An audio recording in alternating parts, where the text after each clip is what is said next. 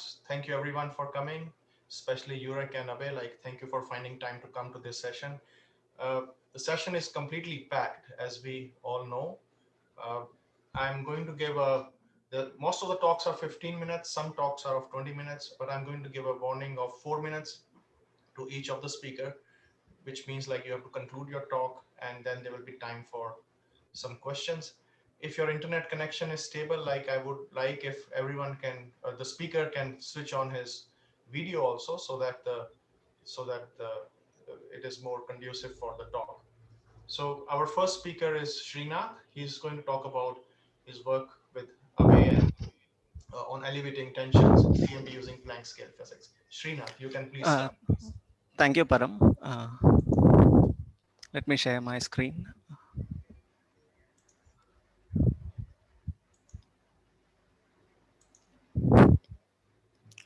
Is my screen visible? Yes, everything is fine. Okay. Good evening, everyone.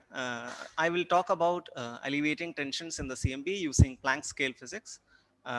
This is a work which I did with Abhay, Brajesh, and Donghui Jiang. And these are the references. First of all, I would like to thank the organizers for giving me this opportunity. So as we all know, uh, the lambda CDM model together with nearly scale invariant power spectrum, I will refer to this as the standard ansatz or SA in this talk, leads to a good fit to the data. So this is the familiar temperature power spectrum, CLTT, and basically this is the power spectrum of temperature fluctuations in the multipole space as a function of multipoles. As you can see, this spectrum, the red line in the spectrum is the standard ansatz when the parameters have been chosen which fits the Planck data. And we see that for L greater than 50 multipole, the fit is very good. However, if you go to the lower multipoles, the fit is not that great. And in fact, if you look at this L equal to 2 multipole, you see that the L equal to 2 multipole is actually, or the quadrupole is actually low. So this low power for the observed data is what you call as low power suppression or power deficit in power at large angular scales or the low multiple scales. This is as I go along, I will further get to describing this anomaly. But in general, anomalies refer to certain features, just like the one that we saw in the CMB that deviate from predictions of lambda CDM model together with the standard ansatz. Examples include power suppression at large angular scale, lensing anomaly, dipolar modulation, quadrupolar modulation, and so on. So they are genuine features in the sense that they have been observed by multiple satellites, WMAP, Planck. They have been observed by different cleaning techniques of the data. So they are not systematics. They are actually genuine data, genuine signals in the CMB. However, they only depart from the lambda CDM model by only 2 to 3 sigma. So this is not significant enough to say that these are signatures of new physics beyond the standard ansatz. However, but we do see these signals in the sky. So because we see multiple of them and they are not related, for instance, power suppression is not related to dipole and so on. Because there are multiple of them, there are two possibilities. One is that we may be living in a very rare realization of the lambda CDM model, a universe predicted by the lambda CDM model. Or the other possibility is that these may be signatures of new physics. And this is an exciting possibility. The second one is a very exciting possibility. And this is what we will pursue. This line of thought is what we pursue in this talk. I will focus on two of these anomalies, power suppression and lensing anomaly. And in later talks by Dimitri and Javier, they will discuss dipolar and quadrupolar modulations. So let's get started and discuss the two anomalies that we shall discuss today. So the power suppression at large angular scales is more evident if you plot C of theta as a function of theta. Forgive me for this typo, it should be theta. C of theta as a function of theta. So here the red line is the prediction of the standard ansatz, and the and the contours are the confidence contours, 1 sigma and 2 sigma. As you can see, for theta greater than 60, the black dots, which are the data, are very close to the 0. So there is almost no power at large angular scale. This is can be quantified using a parameter s half, which basically sums up the power at angular scales greater than 60 degree, and hence the half, and until 180 degree, hence the half and minus 1. And Planck reports a value of about 1209. So this is an approximate number, because depending upon the pipeline that you use, the data map that you use, the number can slightly vary. The second anomaly is related to lensing potential. So as you know, the CMB, as it leaves the last scattering surface, it gets lensed. And along with the temperature and polarization data, Planck has also reconstructed lensing potential. So lensing potential. So the effect of this lensing is smoothening of the large multipoles in the CLTT spectrum, or CLTT spectrum. And the level of the smoothening will depend upon the power spectrum of the lensing potential. So because we have two different methods of obtaining the lensing potential, lensing estimating the lensing effect of lensing, that is one through the smoothing of the power at large multipoles, and through the by observing the lensing power spectrum. uh, uh, some time back, people introduced a parameter which AL, which scales the lensing power spectrum. So if we perform MCMC simulation as a with AL as a free parameter, this lensing potential parameter as a free parameter, along with the standard 6 parameters, then if everything is all right, then AL should be equal to 1. However, Planck reports that the A value of AL is actually 1.07 plus or minus 0.041, so which is greater than the value 1 by more than 1 sigma. Hmm. So these are the two anomalies that I will focus, and we will see. We will show that quantum corrections at the smaller scales in LQC leads to the anomalies observed at the larger scales of the universe. In fact, this idea can be best explained using this plot. So here I have plotted the curvature radius as a function of time, length scale on the x-axis, and density on the y-axis on the right hand side. So, and the left hand side is the picture in GR, and the right hand side is in LQC. And you see that in GR, the curvature scale is not bounded, and it can go to 0. And and uh, but however, in LQC, the curvature scale is bounded from below, and because of the upper bound on the Ricci scalar, you find that if you extend inflationary scenario into the past, not all modes, observable modes, will get affected by the bounds. It is just the larger scales, longest wavelengths, that will get affected. So which is illustrated by this portion, right? All those scales which are smaller than the curvature scale will not feel the effect of the bounds. So we shall work in this talk. We shall work with the standard effective description of the background with the dress and the dress metric approach for the perturbations. Um, and as you know, there is some ambiguity in the not ambiguity. There is some freedom in the choice for initial conditions. For instance, we have a freedom in the expansion amount of expansion between the bounds and the and today, or more precisely between the bounds and the exit of the pivot scale. As also we have some freedom in the initial state of perturbations. So we will use a trial principle to narrow down this initial state. Basically, we will work with the initial conditions introduced in these papers, basically, which says that because our universe has a horizon, in the sense that it is lambda dominated, so we have a horizon. If you shrink the horizon to the past, to the bound at the time of the bounds, we demand that this size of the horizon should fit the smallest area allowed within LQC. This fixes the expansion history of our universe to about 141 epochs from the bounds till today. The second condition is basically, it requires that it is based on wild curvature hypothesis, and basically it requires the quantum state to be as homogeneous and isotropic in the Planck regime as allowed by Heisenberg's uncertainty principle. This, along with the requirement of classicality and the towards the end of the bounds of the power spectrum, perturbations fixes the initial condition for perturbations. If we work with these initial states, we find that the primordial power spectrum is suppressed at large wavelengths or small wave numbers. So here what we have plotted is the ratio of the power spectrum generated in LQC to the ratio of the power spectrum in standard ansatz, which is basically the parameter f of k.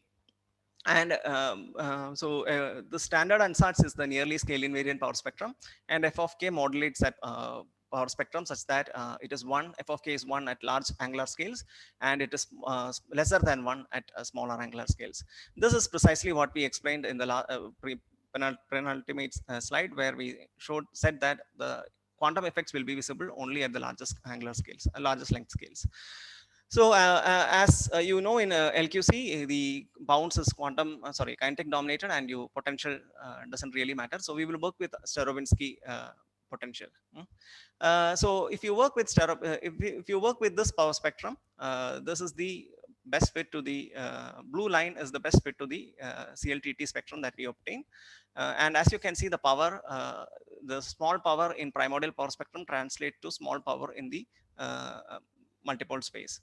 And as I told you, the power suppression is better appreciated in the angular space, and we see that the blue line, which is basically due to the LQC, is closer to line 0 than the standard ansatz. If we calculate the S half parameter, which quantifies the amount of power that is contained in the angles greater than 60, we see that the predictions from LQC are actually 1/3 of that obtained in standard ansatz. Actually, You this have about number 4 minutes. You have yes, yes, 4 minutes. yes. This okay. Then it's actually 1/3 of that obtained in standard ansatz. Even though, so as I told you, the lensing potential the effect of lensing is to modulate or is to smoothen the power at large angular scales in the CLTT. So you might think that because the effects due to LQC is a large scale effect, it should not be visible at smaller scale. But surprisingly, the lower power at longer wavelengths do lead to lowering of the value of AL. So this table summarizes the value of AL in LQC, and as you can see, this number is actually 0.56 sigma away from the mean value of the standard ansatz, lower than the value of standard ansatz. So the way we arrived at this plot, which is basically the posterior distribution of AL and tau, the reionization depth, is by varying the AL parameter along with the 6 standard parameters, and we see that the reionization depth is the parameter that gets affected the most, and hence we have plotted AL versus tau. As you can see, the AL equal to 1 line, which is this horizontal line, is within the blue inner contour, indicating that AL equal to 1 is within 1 sigma of the predictions of LQC, right, thus elevating the anomaly with the lensing potential. So here the way this work is as follows. So because the power spectrum in power spectrum generated in LQC differs from the standard ansatz only at small scale, and also it is lower, this the value of AS, which basically roughly scales the spectrum. In fact, it is more complicated, but it roughly increases the amplitude of the spectrum as you increase AS. So the value of AS can be larger for the blue line than that in the red line. So this in turn implies that the reionization depth tau, because the lens AS and the tau are constrained by the relation AS e raised to minus 2 tau at large angular scales, at large multipoles, the value of the data from the large multipoles imply that the tau will also be large. Since the effect of reionization is tau is anti-correlated with AL, we see that the value of AL will be lower than in standard ansatz. So to summarize, the possibility that the CMP anomalies could be smoking signals of pre-inflationary physics in LQC is exciting. The quantum corrections at the smaller scales in LQC leads to imprints in the longer scales, and we show that these the effects in LQC could alleviate two anomalies, one power suppression and the latter being lensing anomaly. And this interplay between the very small effects at the very small scales and the large scale is interesting and should be investigated more to gain further insight into the theory. Thank you. Thank you, Srinath. There is a time for a very, very short question, or we can take it later on. A very short question if anyone has.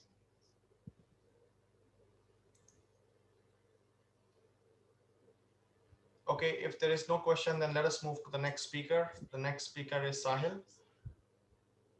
Sahil, can you, Srinath, can you please unshare Yes, your? yes, I'm trying to do that. Okay, okay. Stop share. Okay, okay.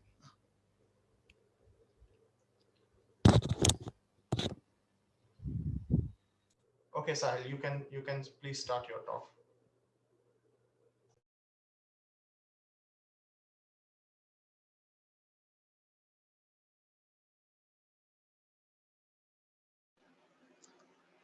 Hi everyone, can you see my screen?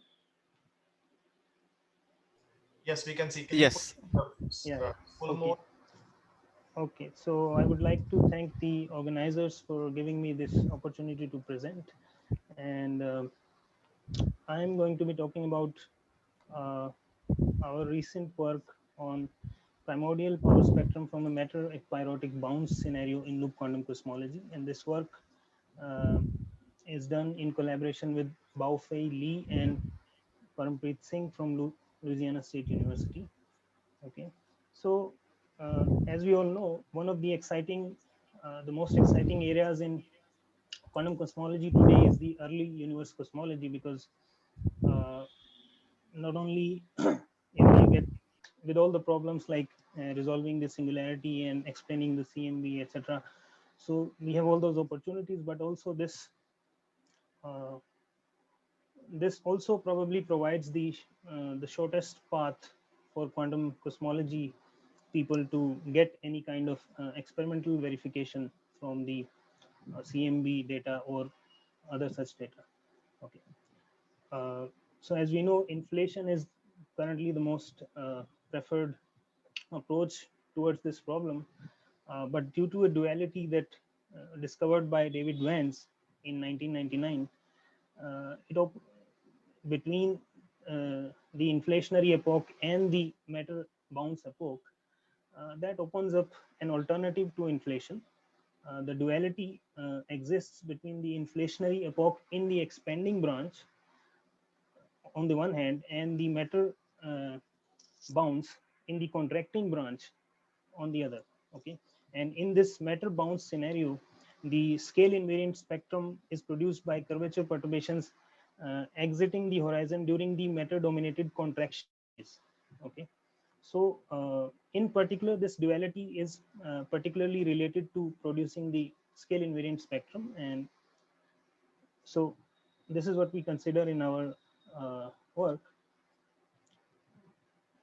Okay, so however, as you can see that the matter bounce scenario requires a crucial input, which is you need to have a non-singular bouncing cosmology as your background on which you put this matter field, and that is a non-trivial requirement for a lot of cosmological models. For example, in most of the works that deal with matter bounce scenario, this requirement is fulfilled by including either the modifications to gravity or such non-trivial matter fields which are specifically tailored to obtain a bouncing cosmology.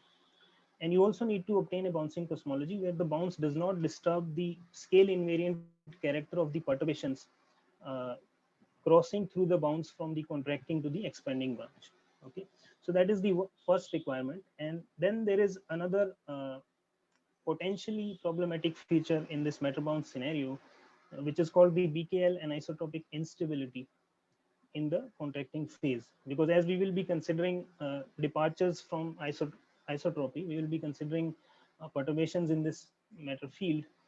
There is a danger that these anisotropies may uh, grow unchecked and dominate the matter field. And in those cases, either the scale invariant character of the uh, spectrum will be disturbed, or this may even lead to a chaotic behavior with multiple bounces and with unpredictable results at the end. So there is this other problem with the matter bounce, other potential challenge with the matter bounce scenario. So we will look at both of these in the next two slides. So as you all know, LQC provides a very natural way of resolving the first requirement. Uh, Quantum cosmology has been successfully applied to various homogeneous, isotropic, and anisotropic cosmological models, where one of the most important and generic feature that has been found is that the cosmological singularity is replaced by a quantum bounce. Okay, so there is no need to include any funny matter fields with uh, non-trivial matter fields that violate the null energy condition or something else. Okay, so the bounce is naturally obtained through the quantum geometric non-perturbative quantum geometric effects in LQC. So thus LQC provides a very natural setting for setting up this matter bounce scenario. Not only that, it also provides an opportunity, because in the matter bounce scenario the perturbations start before the bounce. So the bounce probably leaves its imprint on the perturbations, giving us an opportunity to probably predict signatures of the bounce in the spectrum, which may then be compared with observations.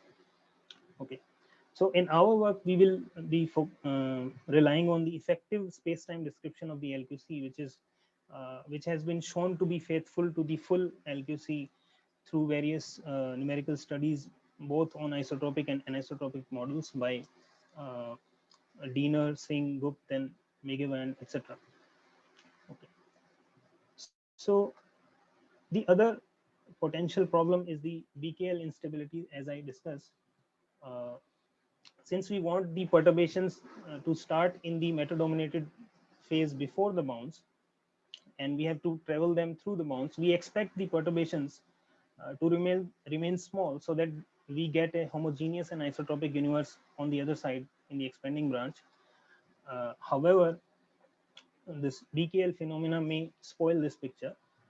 This BKL phenomena, uh, what it is that uh, it occurs due to growth of anisotropies during the contracting phase, which eventually dominate the ordinary matter that you have near as you approach the classical singularity, and may lead to chaotic transitions from one anisotropic space to another, which is called the mixed master behavior sometimes.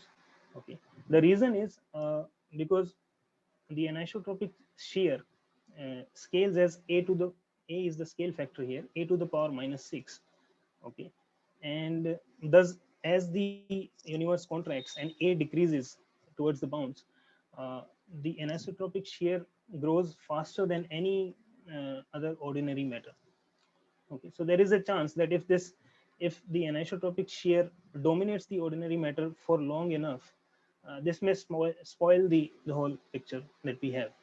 Okay, so the solution is also clear from this, that one can alleviate this problem and obtain isotropization by, if we include a fluid uh, with equation of state that has equation of state larger than unity. In that case, it will dominate the anisotropic shear, and will and if it dominates the anisotropic shear for long enough, it will lead to isotropization, and this is where the aquaritic field comes in. Okay, so the aquaritic field is, so as I said, we need equation of state greater than 1, and this can be achieved by taking a scalar field which has a negative definite potential, so that the equation of state for the scalar field is always greater than 1. Okay.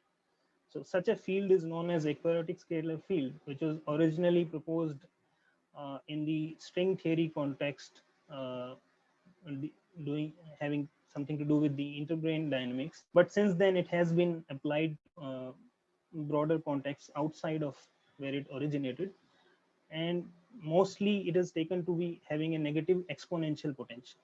So as I've shown here, For example, this is the most commonly taken example of the potential of the aquatic field, where you have these parameters p and beta, and phi is the field here, and this is some constant. And as you can see, because of the beta here, these two exponentials are not equal, so the the well of the potential is asymmetric.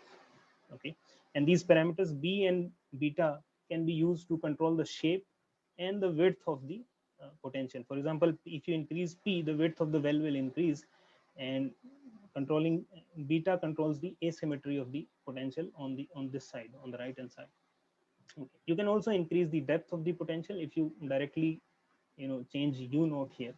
Okay, so this is the kind of potential which has a negative potential, and has an equation of state larger than 1, and as shown by Ericsson and Turok and others, that this can dominate the anisotropies in the vicinity of the bounds, preventing the BKL instability.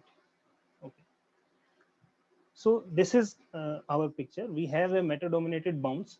The matter dominated bounce is there to produce the scale invariant power spectrum, but there is a problem, which is that the anisotropies can grow, and that is taken care of by the aquatic field here. Okay, and the aquatic field also provides isotopization if needed. Okay, so this problem has been considered in LQC before, uh, and I list some of the works that have been done here. So, one of the earliest works considering aquatic potential in LQC was by Singh, Vandersloot, Kelitau, and Vereshin, where they consider a non-singular. They were able to obtain a non-singular bounce with the aquatic potential, and they were working in the context of cyclic models, and they found that it was not possible to reverse the field in the potential if there is no other matter field involved. However, Sahil, if you involve another matter field or anisotropies, then you your can 4 minutes, do Sahil. that. Okay. Similarly, the matter bound scenario was studied by Wilson Ewing without including the aquatic field, but he found that the amplitude of the spectrum was proportional to the bounce density, and it came out to be too large compared to observations. Then another work considering matter aquatic scenario, they were able to obtain a scale invariant power spectrum. They were also able to solve the problem of this amplitude being too large, but they were dealing with perturbations in the deformed algebra approach, and which is why they had difficulties in analyzing ultraviolet modes in the vicinity of the bounds, and they could not provide a complete detailed numerical picture, and had to do with qualitative suggestions. And then there is a work where the aquatic, a special case is considered, where the aquatic field is taken with a constant equation of state, and as we will show, this is not sufficient for all the features to be shown in the dynamics. Okay. So this is our Hamiltonian. We take the effective Hamiltonian in LQC, where the conjugate variables are the volume and the Hubble rate, and the matter Hamiltonian is consisting of the aquatic field and dust, minimally coupled, and then you can obtain the Hamilton's equations and energy density and pressure and so on. And so when we look at the background dynamics obtained from this, uh, we see that there is a non-singular evolution, and due to the asymmetry in the potential, there is a slight asymmetry in the evolution of the volume, and we found that certain parameters could also give you multiple bounces, but we restricted to those cases where the choice of parameters led to only a single bounce, so that we could analyze the perturbations. And we also looked at changing the initial conditions and the parameters to check the robustness of the different features that we obtain. So for example, an example of our initial conditions, one of the initial conditions is given here. Changing these initial conditions, the broad features of these dynamics remain the same. Okay. Now, if you look at the evolution of the energy density, you see there are two different distinct phases in the contraction branch. There is a phase dominated by the dust field, and then there is a phase dominated by the scalar field. Okay, and then there is a transition time, and similarly in the expanding branch. If you look at the equation of state, we find that very close to the bounds, the equation of state becomes larger than 1, and thus dominating the anisotropies completely. And so this is the aquatic phase that we have thought that this will save us from the Becquerel instability. Okay. Also, we see that in the far past and in the far future, the energy density is much lower than the Planck density, and the classical picture is uh, likely to be true. Okay. Now we also change the parameters. For example, increasing the parameter p has the effect that the potential widens, and it increases slightly the equation of state being larger than 1 regime. I'm sorry, Sahil, Similarly, your time is over. I'm really sorry. I think we have to okay, move to the next talk. We can take some questions later in the discussion period. I'm okay, sorry, I'll have to stop your talk. okay. Christina, can you please start your talk?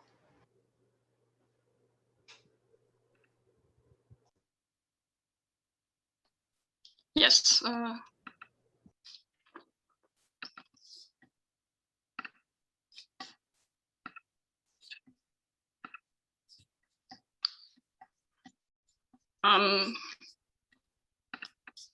Okay, yeah. Can you see my screen? Yes, can you make it full screen, please? Like this? Yes, thank you. Okay, first of all, I would also like to thank the organizers for giving me the opportunity to speak here. The talk will be about joint work with Wolfie Lee and Param Singh. And the topic will be a reduced phase-space quantization in loop quantum cosmology. So why are we interested in this topic? There are several models for full loop quantum gravity where they use a reduced phase-space quantization. And these models all aim at constructing a kind of reduced phase space for general relativity and then quantize this reduced phase space. And one of the features of these models is that if you're able to quantize the reduced phase space, you have a direct access to the physical Hilbert space. And in these models, to obtain the reduced phase space is done by coupling additional so-called reference matter to the model that you're interested in, and then using the relational formalism and construct Dirac observables, and then derive the reduced phase space. And physically, this means that we dynamically couple an observer, which also backreacts on the system that we would like to describe. And therefore, one of the questions for all of these models is, what is the physical imprint of a given chosen reference matter? So what is the physical effect such a coupling of additional reference matter has? And for full loop quantum gravity, these reduced models are as complicated as the models if you use Dirac quantization. Therefore, here, the strategy of this work was to take loop quantum cosmology as a simplified setup to test this question. And also, we do not solve the entire quantum dynamics in this work here, but as a first step, we apply effective techniques to investigate this question. So let me say a few words about these models for general relativity, because it's our starting point. As I said, you couple gravity to the inflaton and then some additional reference matter, and your model is basically defined by the choice of your reference matter. There are several models in the literature. Here I just displayed 3 of them, which we will use in our work, which is a Gaussian and a Brown-Kukash dust model. I just wrote down the actions here. The details are not so important for the following of the talk. And also I displayed a scalar field model in the last line here. And all of these models have in common that you add 7 or 8 additional reference fields, then you get a second class system. And if you reduce the second class constraints, you end up with general relativity, your inflaton, and then 4 additional reference fields that you can use in order to derive the reduced phase space. And in the full theory, the main choice of choosing one reference matter or the other is guided by the simplicity of the final reduced phase space. So if we do this for the 3 models, we obtain Dirac observables for our elementary phase space variables, which are in our case the Ashteka variables, and then the variables for the scalar field. And these Dirac observables are labeled by their phase space variable and also some capital T and chi naught, and these are the clocks, these are the temporal reference fields. Tau is the physical dust time or scalar field time, and sigma in the full theory just denotes the physical spatial coordinates. All these models have in common that the algebra of Dirac observables is very simple, so quantization is in a sense as simple as for the kinematical theory. And once you choose reference matter, then you also get the dynamics of the observables, and these are encoded in physical Hamiltonians at the classical level. And here I just displayed two of them as an example, and many of these models have in common that these physical Hamiltonians include square roots. So we considered these three models I was shown on the slides before, and just to remember you, the difference to, for instance, the APS model is that we start with a two-fluid model because we couple the inflaton and our reference field, so the clock in cosmology. And on the one hand, the price to pay is that we have a more complicated quantum dynamics. On the other hand, one feature is that it's no problem to add a potential for the inflaton because it's not the temporal reference field here. Then we also go to the standard BV variables you use in AQC, construct the corresponding Dirac observables, and then also we have a simple algebra of these Dirac observables and can express the dynamics, so the physical Hamiltonian for the two models in terms of these variables. And you see the difference between the dust and the scalar field model in cosmology, where these Hamiltonians simplify a lot, is that there is still a square root in the scalar field case. Now we quantize, we take this reduced phase space as a starting point, and then we get directly the physical Hilbert space, which is what you usually start with at the kinematical Hilbert space, for instance, in the APS model. So we have a gravitational part, which is the standard Bohr Hilbert space we use in AQC, and then a standard Schrödinger Hilbert space for the inflaton. We also use the volume representation, where the volume acts diagonal and where the holonomy basically shifts the volume label by 1. We can do the same for the scalar field. It works similar. The mainly small difference is that we want to make sure that our Hamiltonians are self-adjoint in the theory, because these are true Hamiltonians. These are no longer constraints.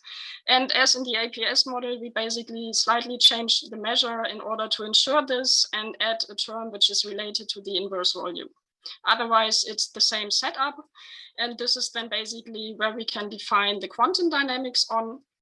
And these are Schrödinger-like equations. For the dust model, this has no square root anymore, as we saw. So we just add the gravitational and the matter part of the Hamiltonian. And for the scalar field model, we still have the square root and then these this volume factor in front of these parts, which also contribute to the dust model. You see the temporal derivative for the dust model, we call it the dust time tau, and for the scalar field model is called tau chi. And then you can just carry over the techniques that were used in the APS model and write down the quantum operators for the gravitational and for the matter part. And also here we used a symmetric ordering. We used the new bar scheme.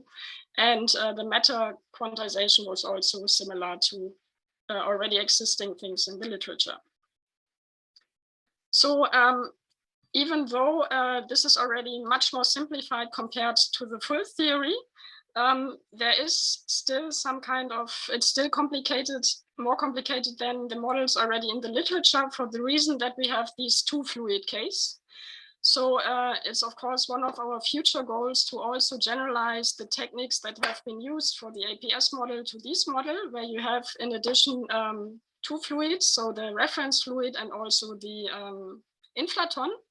And we see again here in the matter part that introducing a potential for the inflaton is no problem, for the reason that this tau chi, which is the scalar field time, does not depend on O phi here in this model. So whatever potential you would like to add does not yield to a time-dependent Hamiltonian, as it would do in the models where you take the inflaton as a clock.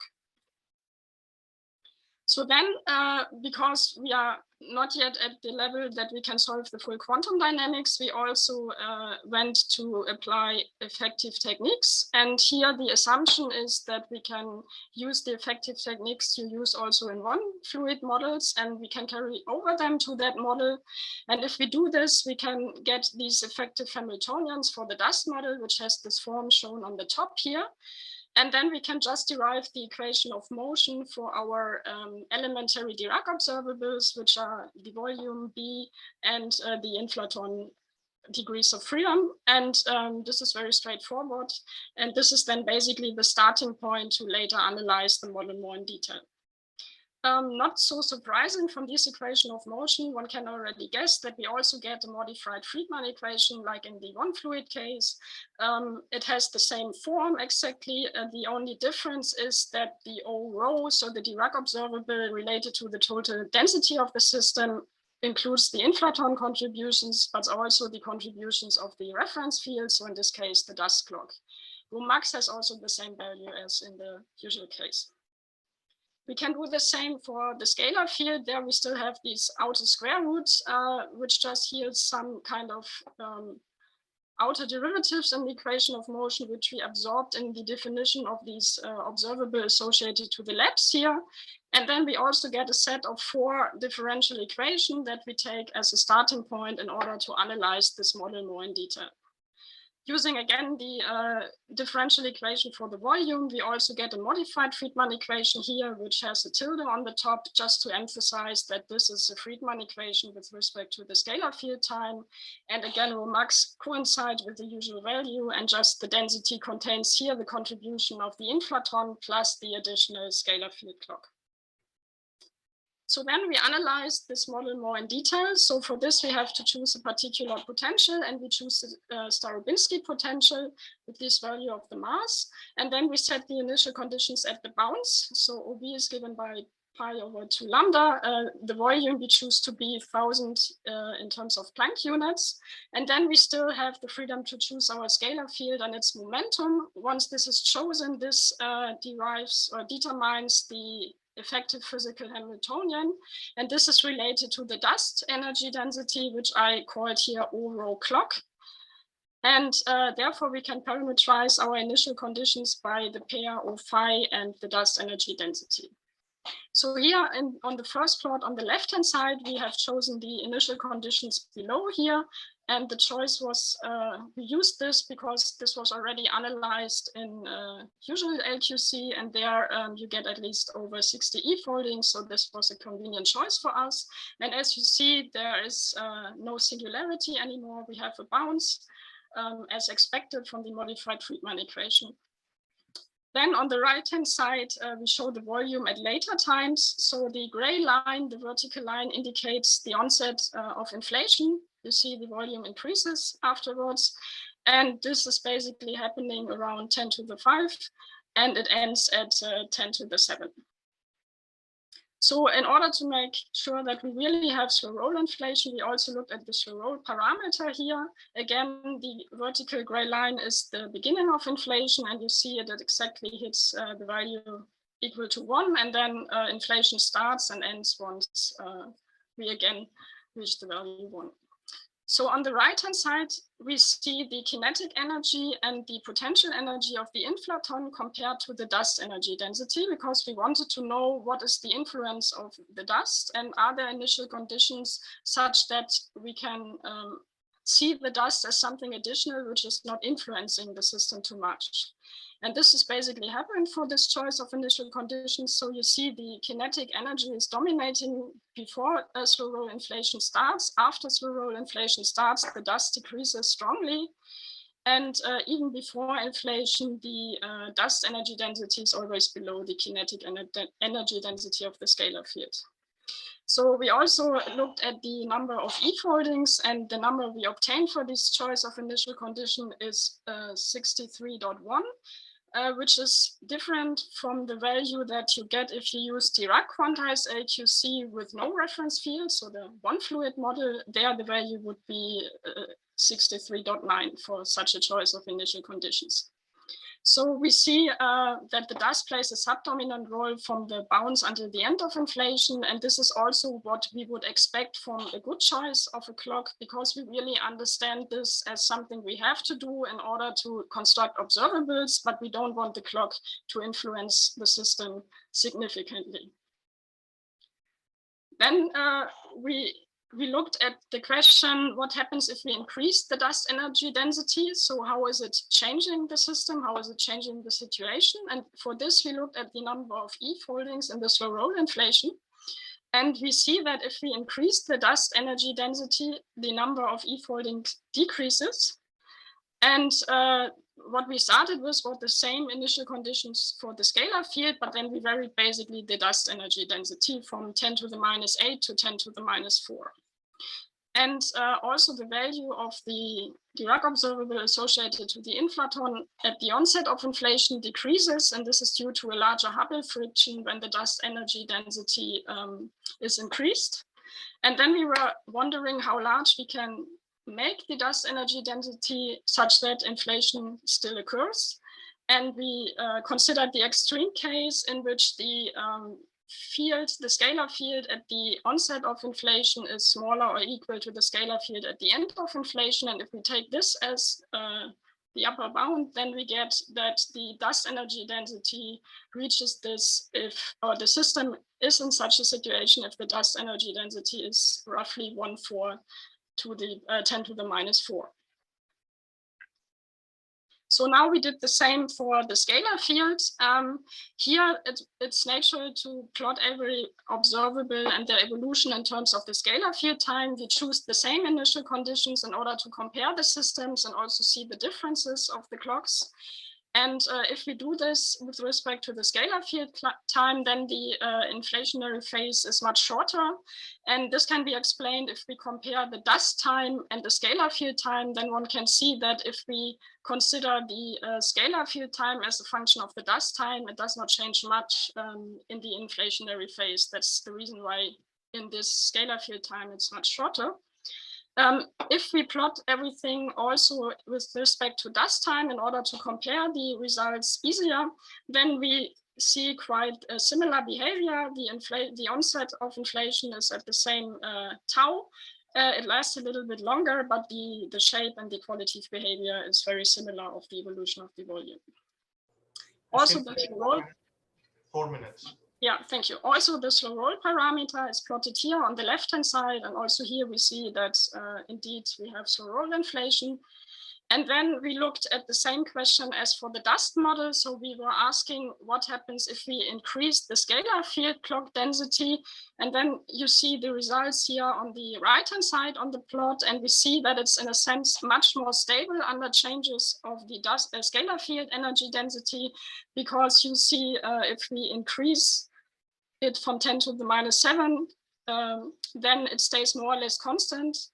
And only if the scalar field energy density is much larger than 10 to the minus 2 in Planck units, it starts significantly changing. The number of E-foldings in this model yields 63.8. So it's much closer to the value that you get if you use AQC with just the inflaton. And this is also not too surprising because the scalar field clock decays much faster than the dust field clock.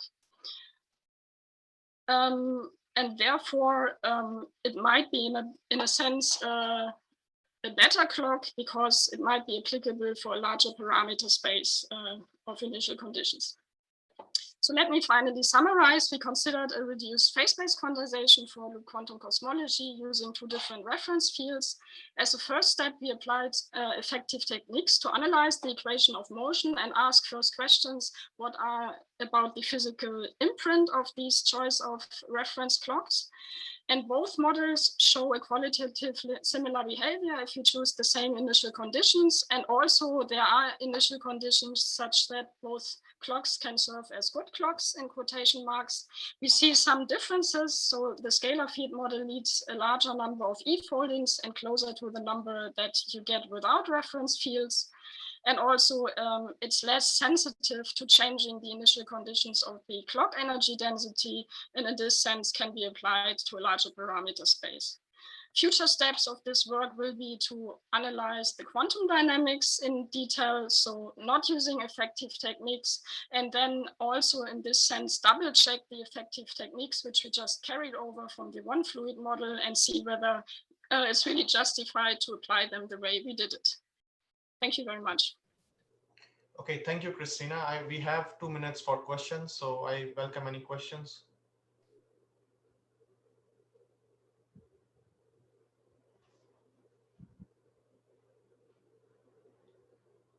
Jan Novak, you have a question? Yeah. Hi. So you have bounds and inflation. So in your approach, you consider bounds and then inflation, right? Is it right? Okay. Okay. Thank you. Any other questions?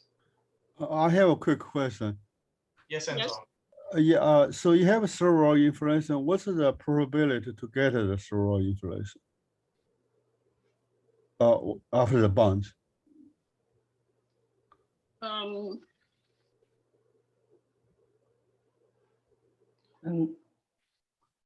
Yeah, excuse me. I think we didn't compute the probability for the occurrence of the slow inflation. We just checked. Not in this paper. Yeah, not in that paper. I'm not sure. Okay. Yeah, sorry, I'm not sure whether Param and you did something. So just to put the question in context for everyone, like there have been works where the probability for slow roll inflation has been computed in LQC, but not in this work so far. But I think it is straightforward to compute. Thank you. Okay, thank you, Christina. The next talk is by Guillermo. And again, like there will be 15 minutes for discussion later on, and we will bring questions there. So Guillermo, please share your screen. Okay. Can you see it now? Yes. Thank you, Guillermo. Please make it full screen and we can start.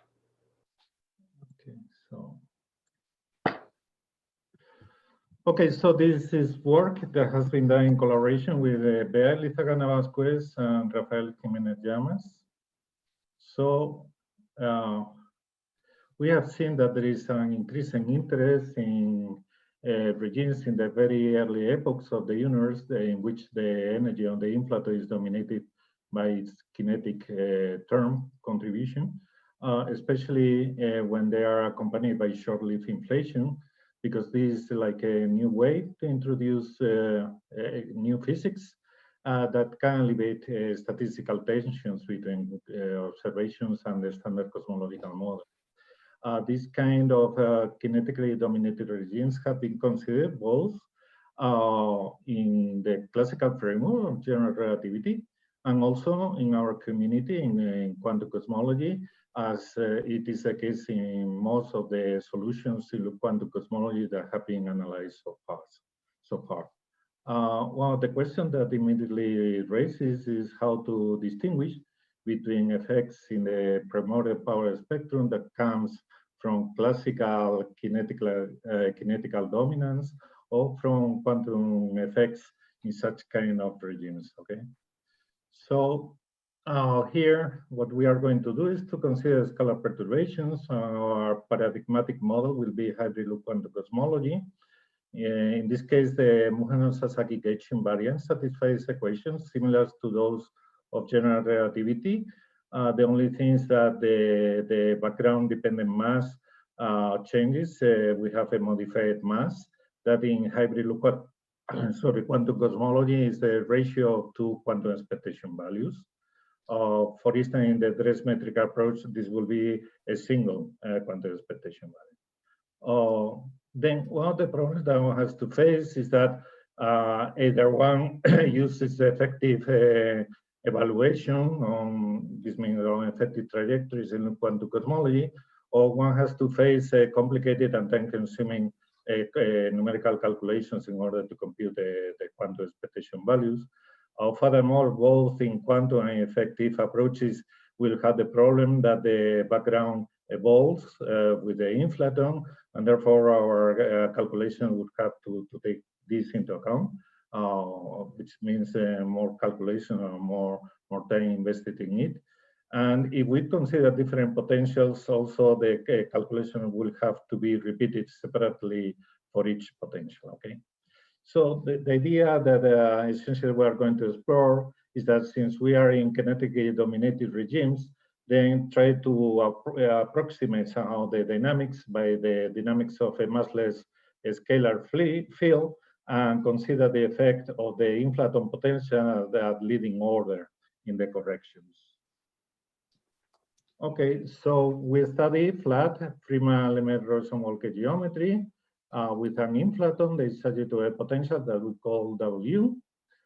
We know that this system has a constraint that is telling us that the square of the momentum of the inflaton is equal to what I will call the background contribution, background geometric contribution to the constraint, which has two terms. One contains the potential W, and the other is the square of the generator of the dilatations that we call the free Hamiltonian, because it's the generator of evolution when there is no potential in the system. So we introduce scalar perturbations, we quantize the combined system, and we adopt an answer of separation of variables for physical states.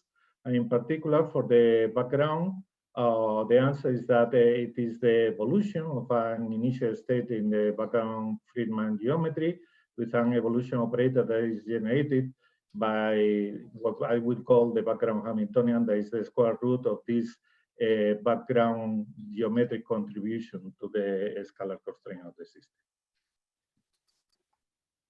Okay, so then one can show that the Mujano-Sasaki gauge invariant satisfies dynamical equations that are similar to those of general relativity, except for the replacement of the background dependent mass by a modified mass that we call S.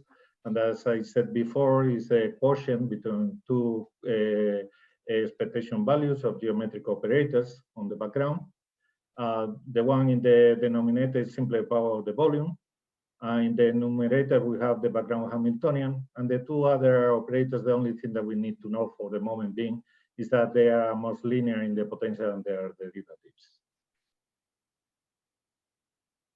Well, the other ingredient that is needed in order to compute the primordial power spectra is not only the dynamical equations, but also the initial conditions on the perturbations, and these are given by the choice of vacuum. We know the way of slow roll conditions, choosing the vacuum is not the most natural, let's say, choice or selection. So here I will adhere to a proposal that has been called the asymptotic diagonalization proposal.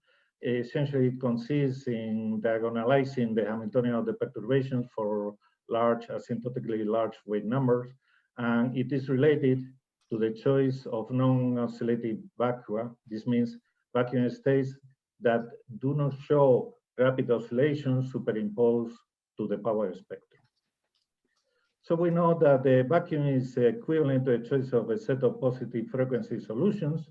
And this positive frequency can be seen as the imaginary part of a function that we call the complex frequency that has to satisfy a Riccati equation in which the modified mass of the perturbation appears.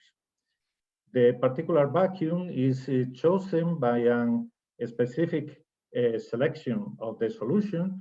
And in our case, this is somehow related to the asymptotic behavior. We impose that the complex frequency should behave as minus I times the weight number multiplied by an asymptotic series in inverse square powers of the weight number k. The coefficients in this series have to satisfy a recursion relation in which, again, the modified mass appears. One thing that I have not said, I have escaped, is that the Mujano-Sasaki equation is expressed in conformal time, and the relation of this time with the inflaton again contains quantum expectation values.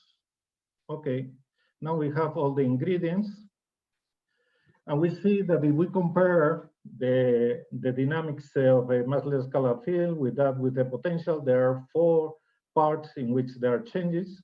One is in the geometric operators that define the modified mass. Other things in the generator of the evolution of the background state in terms of the inflaton as an internal time. The other thing is this relation I have commented between the inflaton and the conformal time itself. And finally, the vacuum, since essentially the proposal that we have depends on the modified mass that we have specifically for our model. So I'm going to consider these 4 parts one by one.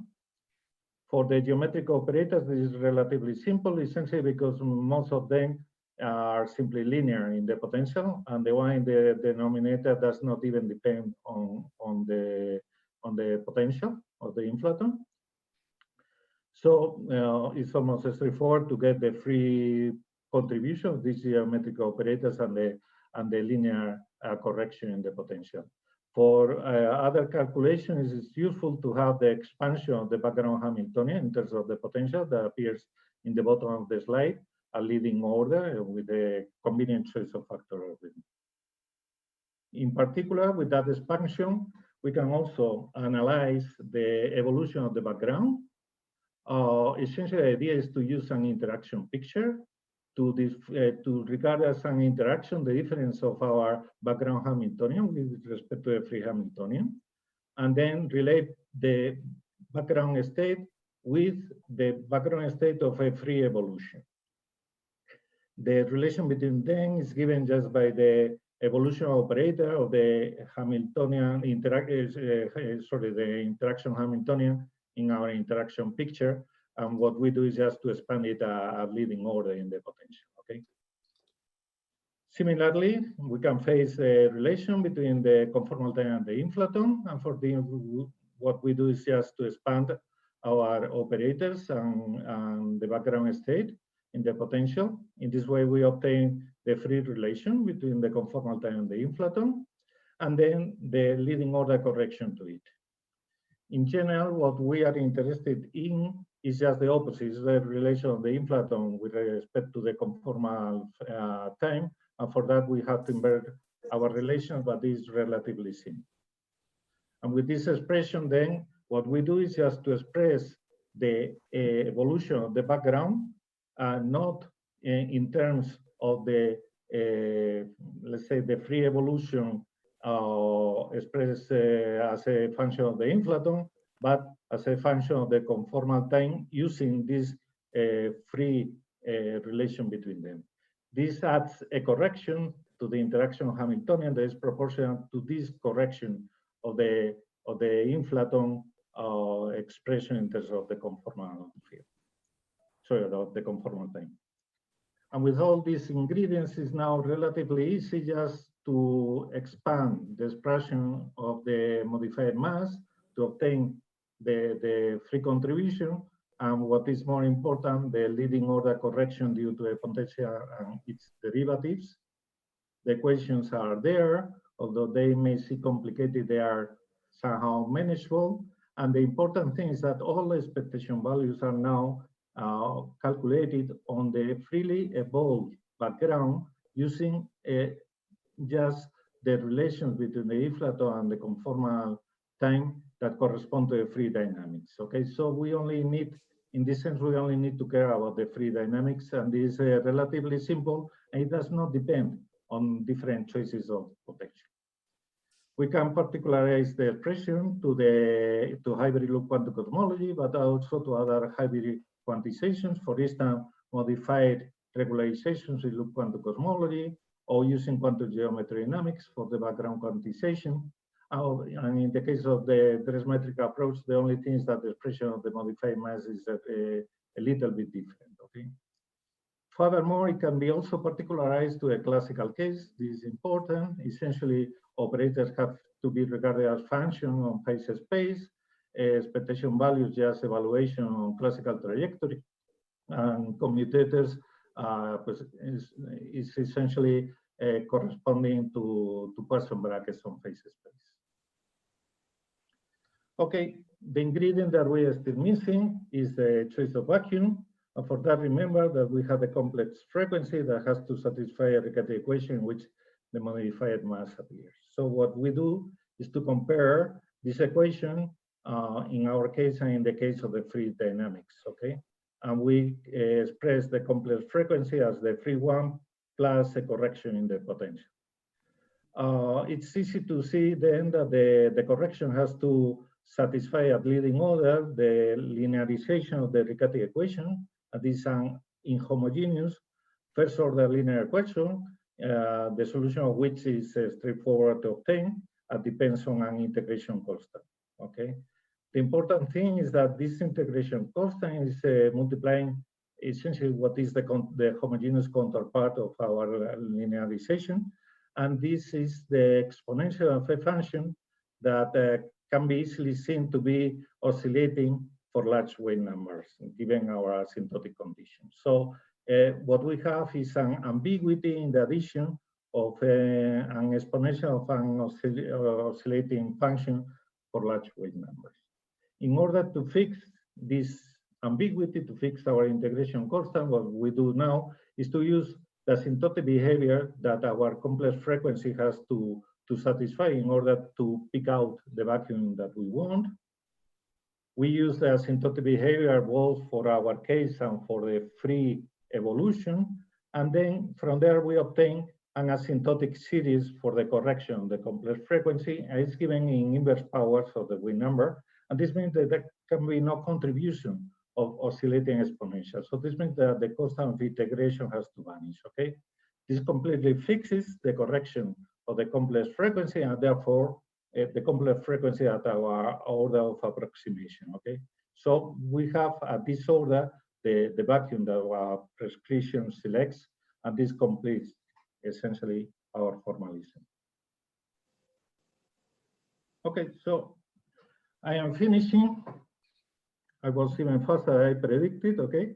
So let me say, we have developed a formalism that has the advantage that can be used in kinetically dominated regimes in order to simplify considerably all the numerical calculations that one would have to carry out in absence of this kind of approximations, okay? We have seen that it can be applied to hybrid loop quantum cosmology, to modified regularizations of loop quantum cosmology, even to geometry dynamics. And as I said before, essentially the same structure can be reproduced in the case of the dress-metric approach, okay? In principle, also, there is no obstruction to extend the results to higher order corrections. The only thing is that the formulas will be much more complicated, okay? But it's something that in principle can be done. And I want to finish just with two comments, okay, about the possibilities of applying this analysis for certain studies. The first thing is that the analysis is valid for any potential. So we can use it to compare the effects of different potentials in these kinetically dominated regimes, and in particular, then in primordial power spectra. If we are looking for certain properties in this primordial spectrum, then we can, in this way, try to find what kind of potentials will produce, okay? The other thing is that in principle is applicable to quantum cosmology and in a certain sense also to classical general relativity. So we can also try to compare the effects of the both types of let's say, kinetic dominated regimes. Essentially, the idea would be to apply this kind of calculations in the case of loop quantum cosmology in the region where the quantum effects are important, and match somehow with the classical evolution afterwards. The ideal thing would be just to match the evolution of the perturbation with a slow roll regime in which we can use slow roll approximations, okay? So we could compare in this way what are the effects of quantum cosmology with the effects of a kinetically dominated classical regime, taking more or less the same period. And in this way, try to figure out what are the characteristics of true quantum geometry effects in the primordial spectrum, okay? So thank you very much. Thank you, Guillermo. We have 2 minutes for questions. So any questions?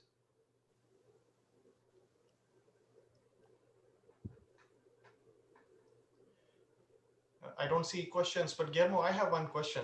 So if I understand correctly, I think this looks like a very nice method to include the effect of potential on, to capture the effect of potential. But is it also valid? Do you think this method will also be valid if instead of a positive potential, we have a negative potential, such that the bounce will not be occurring at W equal to 1, but W greater than 1? The answer in principle is yes. There is no restriction in the potential in the, let's say, in the analysis that I have made, apart from the fact that it's true that it has to be a kinetically dominated regime. A different question is to what extent the leading order approximation would be valid, okay? Yes. But if it's valid, then there's no restriction about the potential. Yeah, essentially, it will have to do with the period of time that you can study with this approximation, okay? Yeah, the only issue is that if we have a negative potential, then as probably Sahil would like to say later on, that the bounce tends to, the W greater than 1 becomes an attractor. So it's not a kinetic dominated regime, it is still a potential dominated bounce. So that's why I was saying, it's really essential that you have kinetic dominance. That's the important point. Okay. So any other questions? Okay, thank you, Guillermo. Maybe we can come later to the questions. Anzong, I think, why don't you start the talk? Thank you. Okay, so I'm going to share my screen. Oh, this year I cannot share. Can you authorize me to share my screen? Now you can probably, because I was just okay. Yeah. Leaving. What about now? Can you see? Thank you, Enzo. Yes. You can yeah. start. Okay. Let me enter the first screen. Okay, today I'm going to talk about the initial conditions in standard loop quantum cosmology and modified models. So this work was done together with Bofi and Parama from RSU. So presented in this argument number, recently published in the special issue edited by Beatriz, Francisca, and Guillermo. So before my talk, I would like thank the organizer, especially the section chairs, to provide this opportunity. So my talk actually will include 3 parts. So I will go quickly. Since I have only 15 minutes, I would like first to state as a main conclusion, then explain how we get here. So in general, actually, in loop quantum cosmology and even modified loop quantum cosmology, the initial conditions really depend on the initial time we choose and also on the specific models we consider. So a natural initial condition exists if the initial time Ti is chosen in the remote past. But if we choose under the bounds, cares must be taken and several possibilities exist. So this is actually the main conclusion. I'm going to explain part by part. Before we do that, I would like first to review what we actually did in standard information scenario. So there actually we treat the homogeneous part as a classical and the perturbation quantum mechanically. Then because of the special rotation symmetry, actually we decompose the perturbation into scalar vector and a tensor. Then we quantize this actual part. After the quantization for the scalar part of this actually, the mode function Vk is given by this simple form. So prime means the derivative with respect to conformal time. And I especially introduce the Hubble radio or horizon. This actually play a very important role in my following discuss. So from here, you can see for I'm inside the horizon, this actually the second term, LH term negligible. So I have this oscillation solution. Then I use actual asymptotic behavior and also the background symmetry, which actually d theta. So I can uniquely pick up alpha k equal 1, beta k equal 0. This is actually the famous BD vacuum. So, but if the mode function actually is outside the horizon, so then you can see Vk actually is growing. But in terms of curvature, this is a constant. So that's why we call further out. So then you can say, okay, our current observation window is actually K physics. So by properly choose Ki, I can put all the observational modes actually inside the horizon under the initial time Ti. Then my BD vacuum can be chosen for any K. So this is exactly what we did actually in information. So I would like to generate this idea to loop quantum cosmology. So in loop quantum cosmology, we know there are many actually modified models recently. So in this talk, I will mainly focus on two modified models we call model 1 and 2, which was actually started by these two groups first. So from this actual diagram, you can see actually GR is of course a singular and T equals 0. But actually LQC and model 2, they have similar behavior, symmetric for the massless case. Modified model 1 actually is asymptotically de theta. This actually makes a quite difference. I'm going to show very soon below. So this actually, if we are far from the bounds in the past, after the bounds, you can see all the actual models approach to GR. But like what I said before the bounds, if I go time to minus infinity, then only the standard LQC and the modified LQC2 model they approach GR. But for the model 1, they approach de theta space with a difference like coming Newtonian constant and the rho lambda is above the Planck scale. So this is actually the result.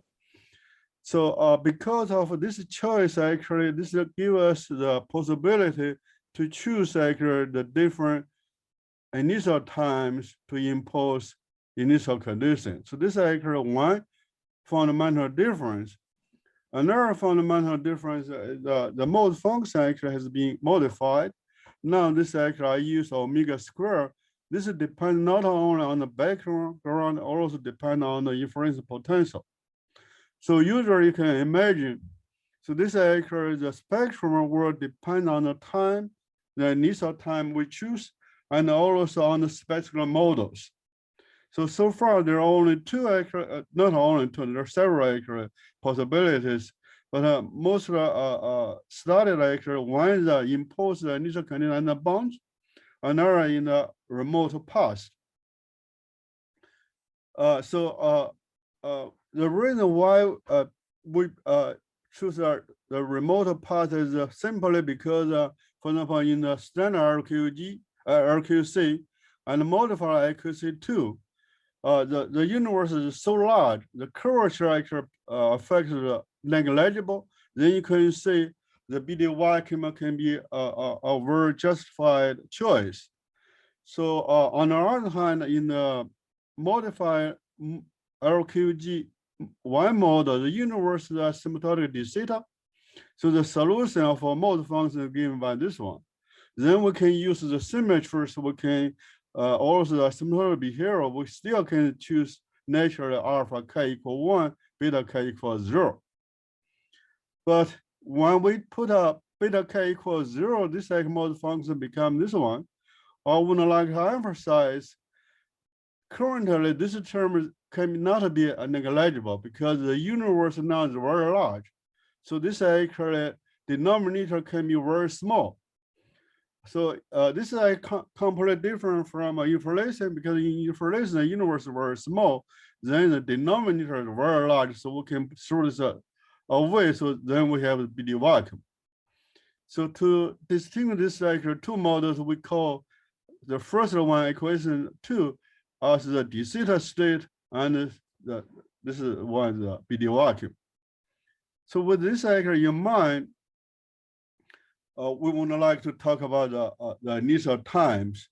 So on the other hand, actually, from the physics point of view, we know the Big Bang singularities will replace actually by big quantum bonds. So naturally, we should choose the initial time as under the bounds.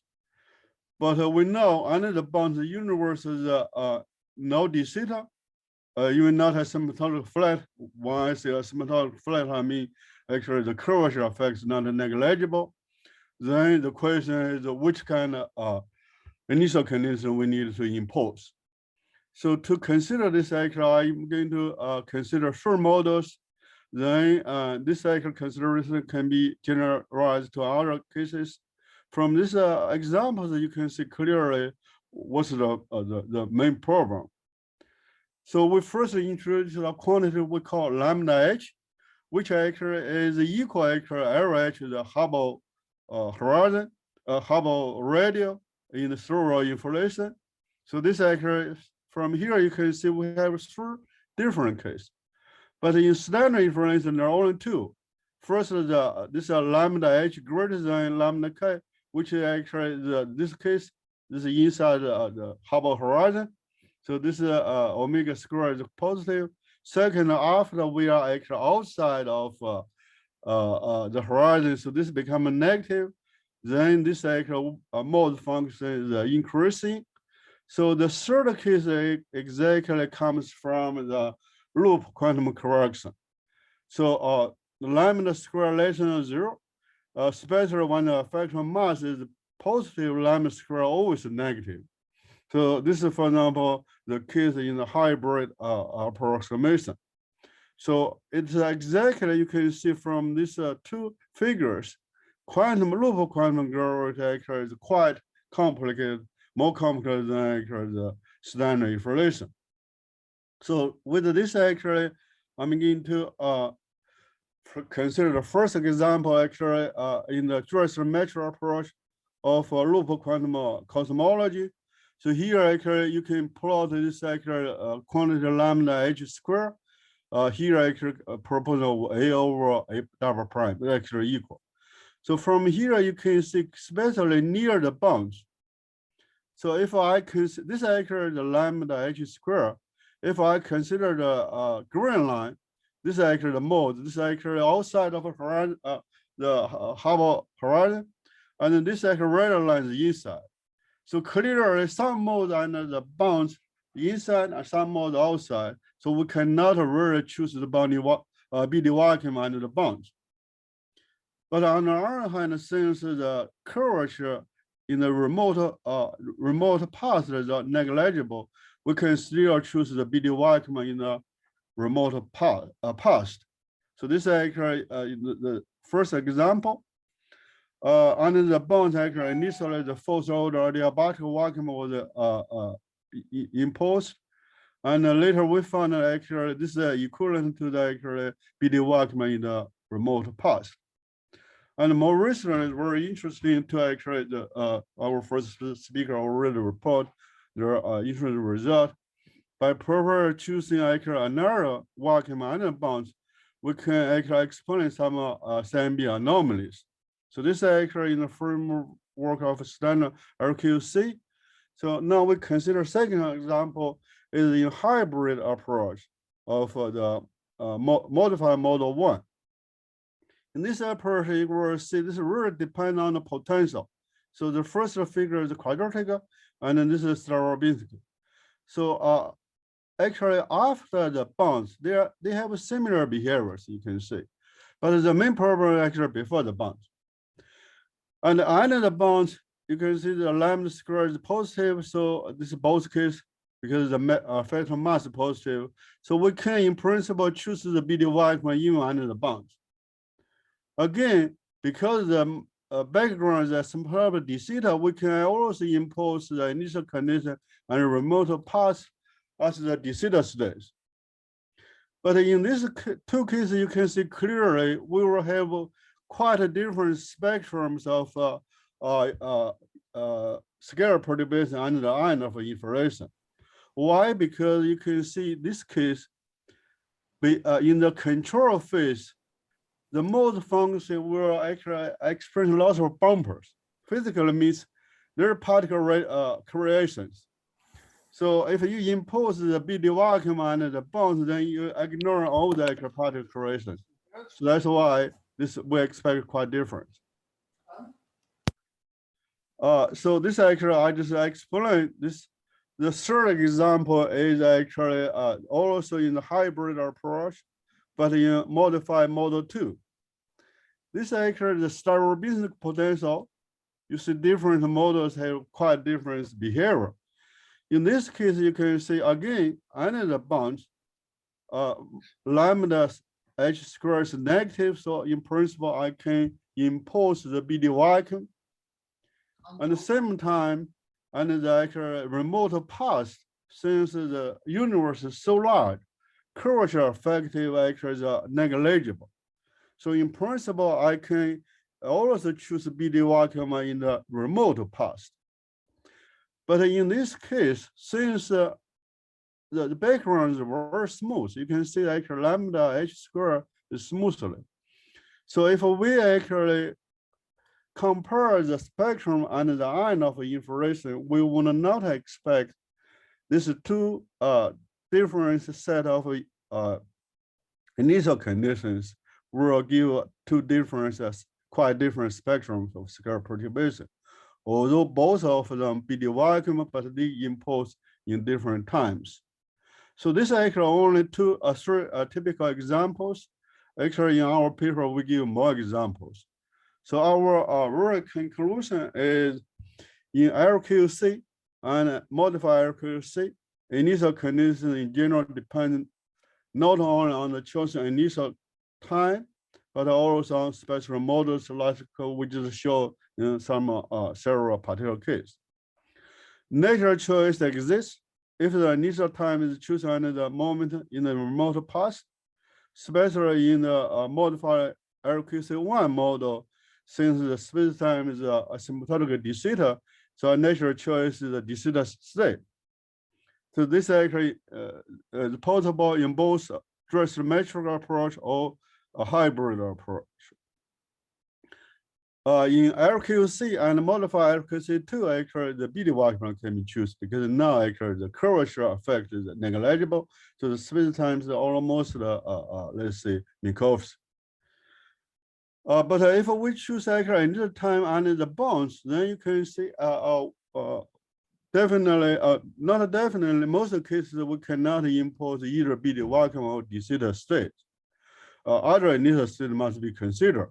For example, the first order adiabatic vacuum, and also the so-called quantum generalization of Primordial Wells curvature hypothesis.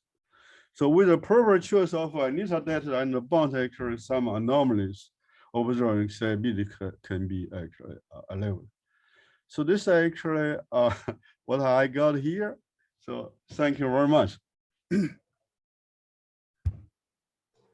Thank you, Enzo. I finished, yeah. So if there are any questions.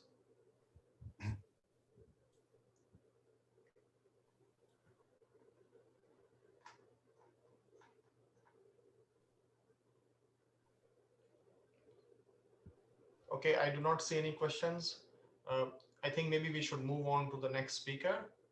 Okay, thank you. Thank you, Enzo. Javier, can you please share your screen? Yeah.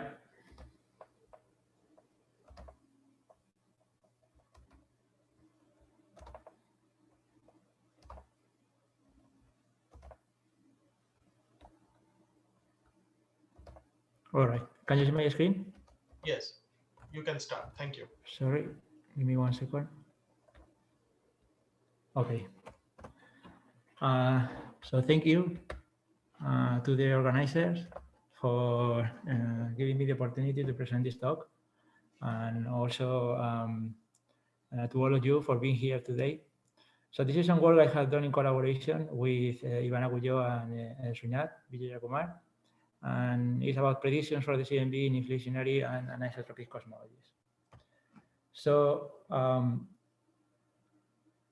as you know, most of the models of the universe that we consider, they are homogeneous and isotropic. This is something that is supported by observation, especially those by Planck, especially the last release.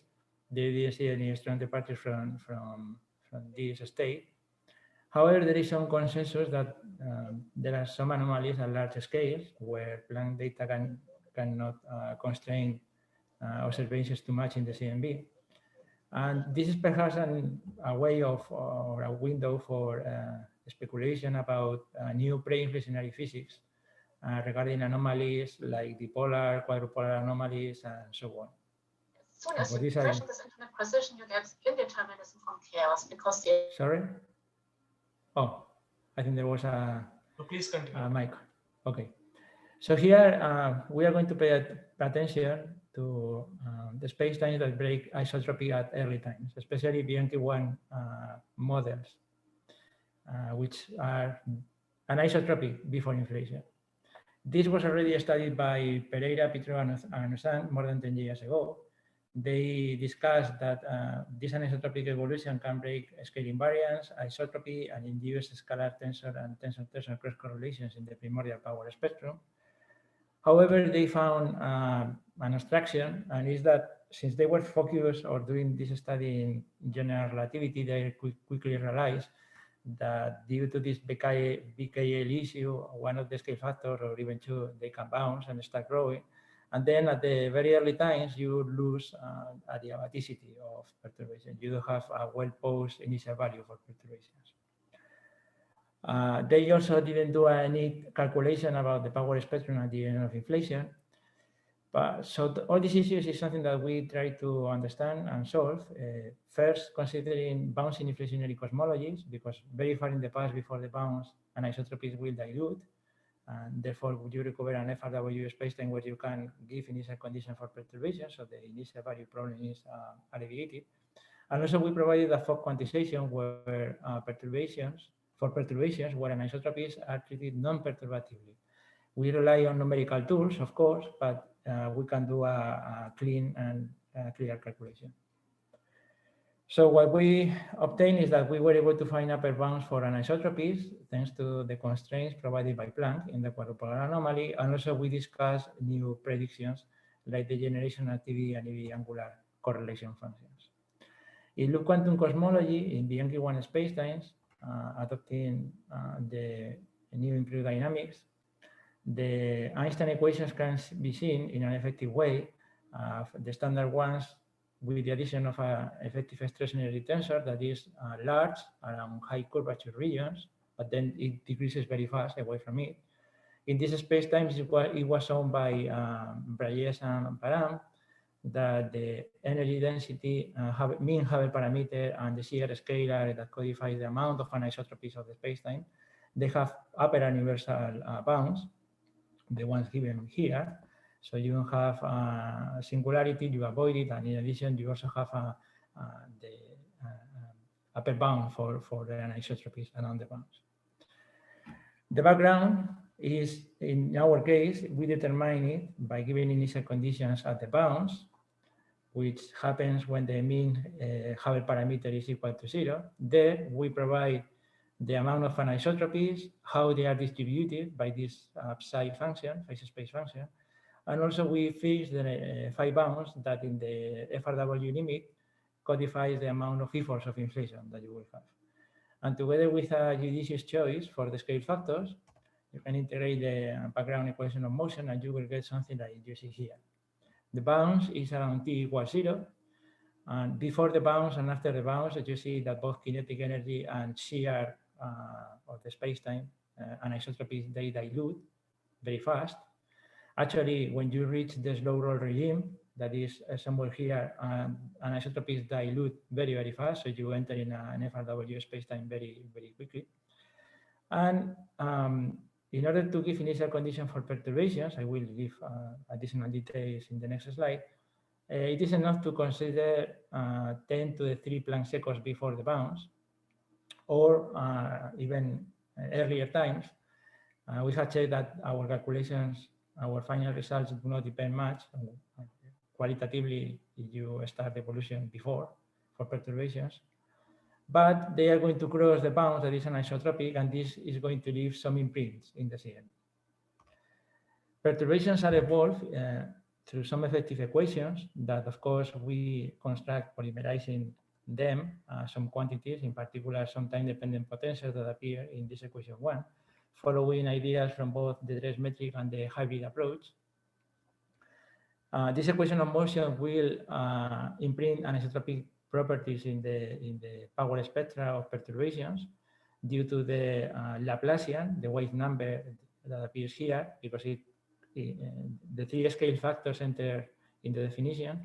And also because there is some time-dependent potentials that depend on the wave number direction that also couple all perturbations with wave numbers that point in the same direction in the Fourier space. Remember that in the FRW limit, these potentials are all zero, except the scalar one, the 0, potential that corresponds to the Mujano-Sasaki scalar mode. Gamma 0 is that perturbation here. Gamma 1 and gamma 2 correspond to the two polarizations, linear polarizations of tensor modes. However, it is more convenient to consider circular polarization for tensor modes, so we go to the Licity basis. And in this basis, we expand each Fourier mode as a linear combination of an orthonormal basis of complex solutions with positive norm that we call here VS lambda. Lambda is the 3 different solutions per mode that we are going to need. And the inner product that we use to normalize them is the standard Klein-Gordon inner product in this scenario, that is the one that you see here in 3. Solutions, they also involve another label, the spin label, that accounts for the, let's say, scalar or tensor perturbation with the two elicities. Then in the expansion of the Fourier modes in terms of linear combination of solutions, you have some coefficients that are the annihilation and creation variables, as you see here. They satisfy the standard commutation relations, and they define a concrete vacuum state. Remember that the choice of basis of solution selects a particular set of annihilation variables and vice versa. So the initial state that we are going to consider for perturbations is the 0-order adiabatic state at 10 to the 3 Planck seconds before the bounds. You can start evolution even before. The results are not going to change if you consider this initial state at those times. And here, each solution, what it's doing essentially is exciting each of the corresponding perturbations. The scalar one, the tensor perturbation with plus polarization, and the tensor one with minus polarization. Then with all these, you can actually evolve perturbations, compute the power spectra via expectation value of the 2-point function, or this symmetric quadratic combination of Fourier modes.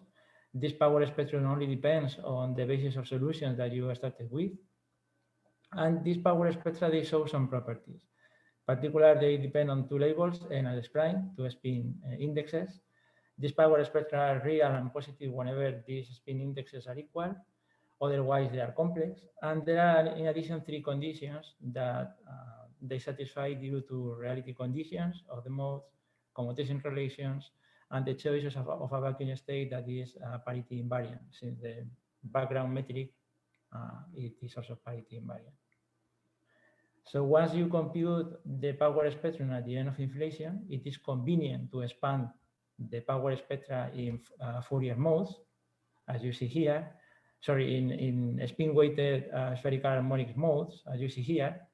These are the usual spin-weighted spherical harmonics. Remember that these guys are 0 whenever the multiple L is smaller than the absolute value of the spin weight. And this implies that only some of the power spectra are going to survive when you take the isotropic limit, in particular the monopolar contributions when L is equal 0, that is only non-vanishing when the spin indexes S and S prime are equal. This is an example of the monopolar contribution when anisotropies are present compared to the standard prediction or the standard model. We see in the horizontal axis K in units of the pivot scale given by Planck, namely 0.05 megaparsec to the -1. You see that at large scale, we get some enhancement of power, but at smaller scales, or large scales, we get agreement with the standard prediction. We use Planck data in order to constrain the amount of anisotropies. I don't have much time to describe the details, but here, for example, I show you a plot where we have the Planck constraint together with our calculation of the corresponding quadrupolar anomaly. And for this particular simulation that we consider here, that the amount of anisotropies at the bounds is half of the universal value that is allowed by the theory. And by a given choice of the distribution of anisotropies, we get that the minimum amount of e-folds that we need in order to fulfill the constraint is given by phi bounds equal to 1.1. If you consider larger values of phi bounds, you will fulfill the constraint, and isotropies will redshift outside to the Hubble horizon. But if you consider a smaller number of e-folds, you will violate this constraint by Planck. Finally, what we have also done is to compute, given the above constraint, the angular correlation functions using projection in the spin-weighted spherical harmonic basis, together with a convolution with the transfer functions. These transfer functions, they satisfy some parity properties, and they are obtained by solving Boltzmann equations. You can actually get them from any code like class or CAM. And due to the properties of the power spectra in this expression, together with the parity properties of the transfer functions, there are even parity correlation functions, TT, EE, BB, and T ones that are zero if L plus L prime is odd. Otherwise, they are different from zero. And there are the odd parity correlation functions, TB and EB, that are going to be zero if L plus L prime is even, but they are going to be different from zero otherwise. Remember that these last correlation functions, TB and EB, are identically zero in FRW models. Javier, you have 4 minutes. Okay, thank you. I think I will finish earlier. So here I show you the diagonal components of the TT correlation function that are the usual ones one considers in FRW models, together with the cosmic variance in the shaded region. In addition, I also show here off-diagonal components of the TT angular correlation function, L prime equal to L plus 2, M prime equals 0. And you see that these off-diagonal components are a fraction or considerably large fraction of the diagonal elements of the angular correlation function at large angular scales. They go to 0 very fast as you move into small angular scales, as expected, because these anisotropies affect mainly the infrared part of the power spectrum, while it leaves doesn't touch much the ultraviolet part. But in this, you see that our prediction for the diagonal part, it is within the cosmic variance. This is not happening for the largest angular scales when you look at the diagonal components of the BB angular correlation function. As you see, this blue line goes outside the shaded region. And this is essentially due to the fact that tensor perturbations have a stronger coupling to anisotropies than scalar ones. And therefore, there is a stronger enhancement of power due to anisotropies here. Again, the off-diagonal components are a considerably large fraction of the diagonal ones for low angular scales, but they also decrease very fast as you move into smaller angular scales or larger Ls. Though they decrease fast, but they are not non-zero. And finally, let me just mention that we have the off-diagonal components that are non-vanishings for the TEB and EB angular correlation functions. In this case, L prime equal to L plus 1. They are again a small fraction of the BB and the TT angular correlation functions. They are not small, but they are going to be very difficult to be observed because they oscillate around 0. So observing these quantities is going to be challenging. But still, one should expect that this is going to be the smoking gun of the presence of anisotropies in these scenarios. Let me also mention that since we are considering a quadratic potential, this quadratic potential is already ruled out by observations. This is going to change the absolute amplitude of, for instance, the TB angular correlation functions, the EB, and also the BB angular correlation functions. But the relative properties, we expect they are going to be independent of the choice of the potential for the scalar field. And that's pretty much it. So I will leave here the conclusions and take any questions from you. Thank you. Thank you, Javier. Are there any questions?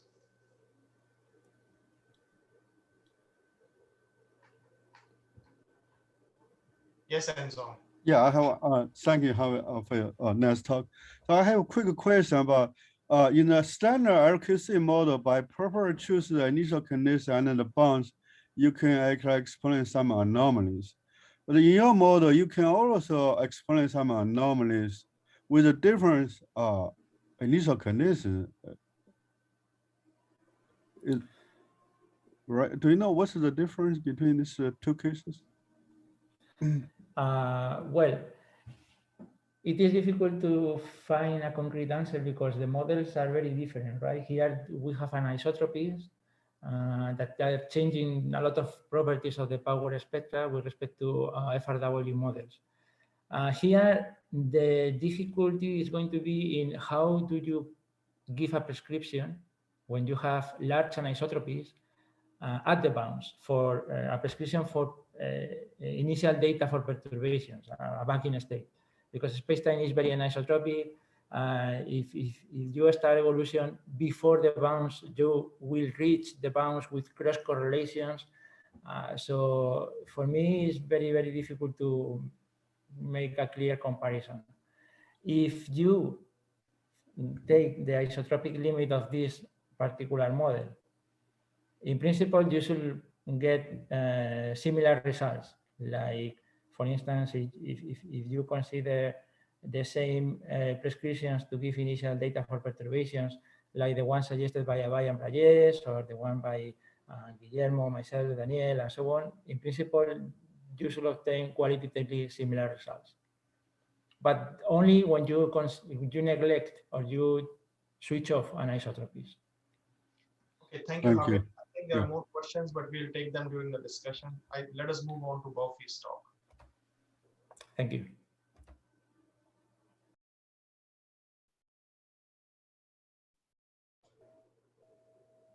Can you see my screen now? Yes, Baufi. Please make it full screen and you can start. Sorry.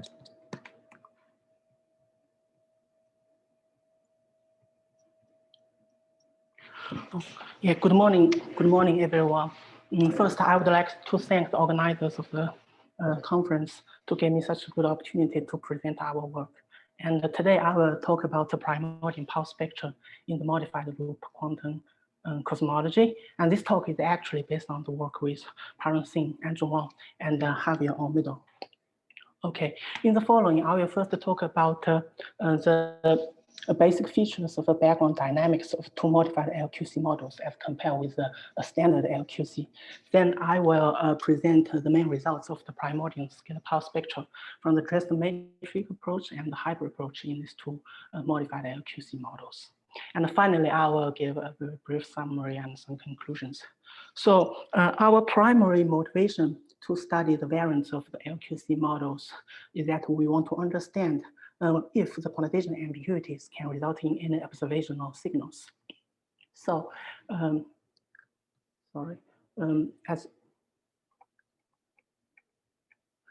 as we know, LQC resolves the Big Bang singularity in the standard cosmology by replacing it with the quantum bounds. Actually, in general, the classical Hamiltonian constraints in the archetypal variables consist of two terms, namely the Lorentzian term and the Euclidean term.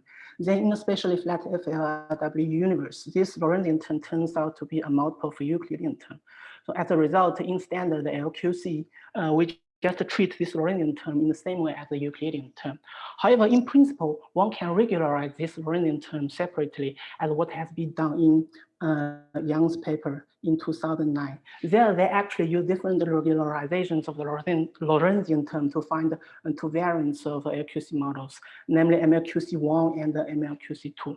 So interestingly, in 2018, Dipolar and Ligno, they have rediscovered this MLQC1 model by computing the expectation value of the Hamiltonian constraint in LQG using coherent states.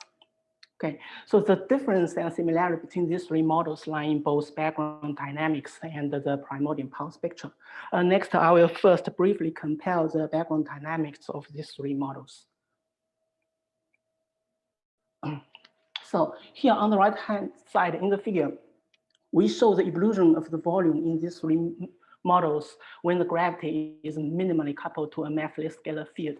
Here, the red curve stands for LQC, the blue one for MLQC1, and the green one for MLQC2. As we can see from the figure, the Big Bang singularity actually replaced by a quantum bounce in all these three models. And the bounce actually happens at a Planck scale energy densities, which are slightly different in all these three models. So in the expanding phase, these models actually have qualitatively similar behavior. In particular, the classical limit can be recovered when the energy density is far below the Planck scale. And in the contracting phase, only LQC and MLQC2, they have qualitatively similar behavior. You can see the contracting phase of the MLQC1. In the contracting phase of MLQC1, there appear an emergent de Sitter phase with a Planck scale cosmological constant, which results in an exponential contraction of the volume. Moreover, actually, a detailed analysis of Friedmann and Richard equations can reveal actually rescaled Newton's constant in the contracting phase of MLQC1. So actually, there's no classical limit in the contracting phase of MLQC1. So in summary, actually in LQC and MLQC2, the background evolution is symmetrical with respect to bounce, and the classical limit can be recovered in both distant past and far future. However, in MLQC1, the classical limit can only be recovered in the expanding phase, while in the contracting phase, there appear a quantum state with a Planck scale cosmological constant. So in order to investigate these phenomenological implications of the difference in the background dynamics of all these three models, one needs to study the primordial power spectrum. So this is the topic for next few slides. Okay, so there are actually two popular approaches for computing the primordial power spectrum in LQC, namely the Drastic approach and the hybrid approach. For Drastic approach, is actually based on the Hamiltonian formulation of a classical gate invariant propagation theory by Langlois. It describes quantum fluctuations that propagating in a quantum background spacetime. So then for the hybrid approach, it's based on the work by Halliwell and Hawking. So after some appropriate gauge transformation, the Hamiltonian is truncated to second order in the gauge invariant perturbations, and then we polymerize background and for quantize the perturbations. So in this approach, hybrid approach, actually the back reaction of the perturbations on the background can be taken into account. Although in practice, we just ignore this back reaction for simplicity of numerical simulations. Okay, now when one applies effective description of the quantum dynamics, then the difference between these two approaches will finally result in a different effective mass in the Mahanovsky equation as given in equation 1. Okay, since Dr. Wang actually has already discussed about this effective mass for in each model and approach, and I did not actually give the explicit expression for this effective mass for the model. So here, I think at this stage, we just need to know. And for different regularizations of the background and also for the different quantitation of the perturbation will finally result in a different effective mass in each model. And meanwhile, all this particular form of the effective mass in each model and approach will finally lead to different power spectrum. Then that's enough. So in practice, well, we just choose an initial state at the bounce or in the contracting phase, then numerically evolve this Mahanovsky equation until the end of inflation, where we just compute the scalar power spectrum according to equation 2. Okay, here I show a representative example of the primordial power spectrum in LQC with a phi2 potential. So as we can see from this figure, so the whole primordial power spectrum can be divided into 3 regions. So from left to right, there are, first is the infrared region, which is actually determined by the contracting phase of the background evolution. And the middle one is called the oscillatory region, which is determined by the bouncing phase. And the rightmost one is called the UV region, which is actually determined by the inflational phase of background dynamics. Then in addition to these 3 distinctive regions, actually, there are also two very important comoving wave numbers we need to pay attention to. The first comoving wave number is called the characteristic wave number, which is uniquely determined in each model by the curvature at bounce. So for example, in LQC, this number is given by 3.2 20.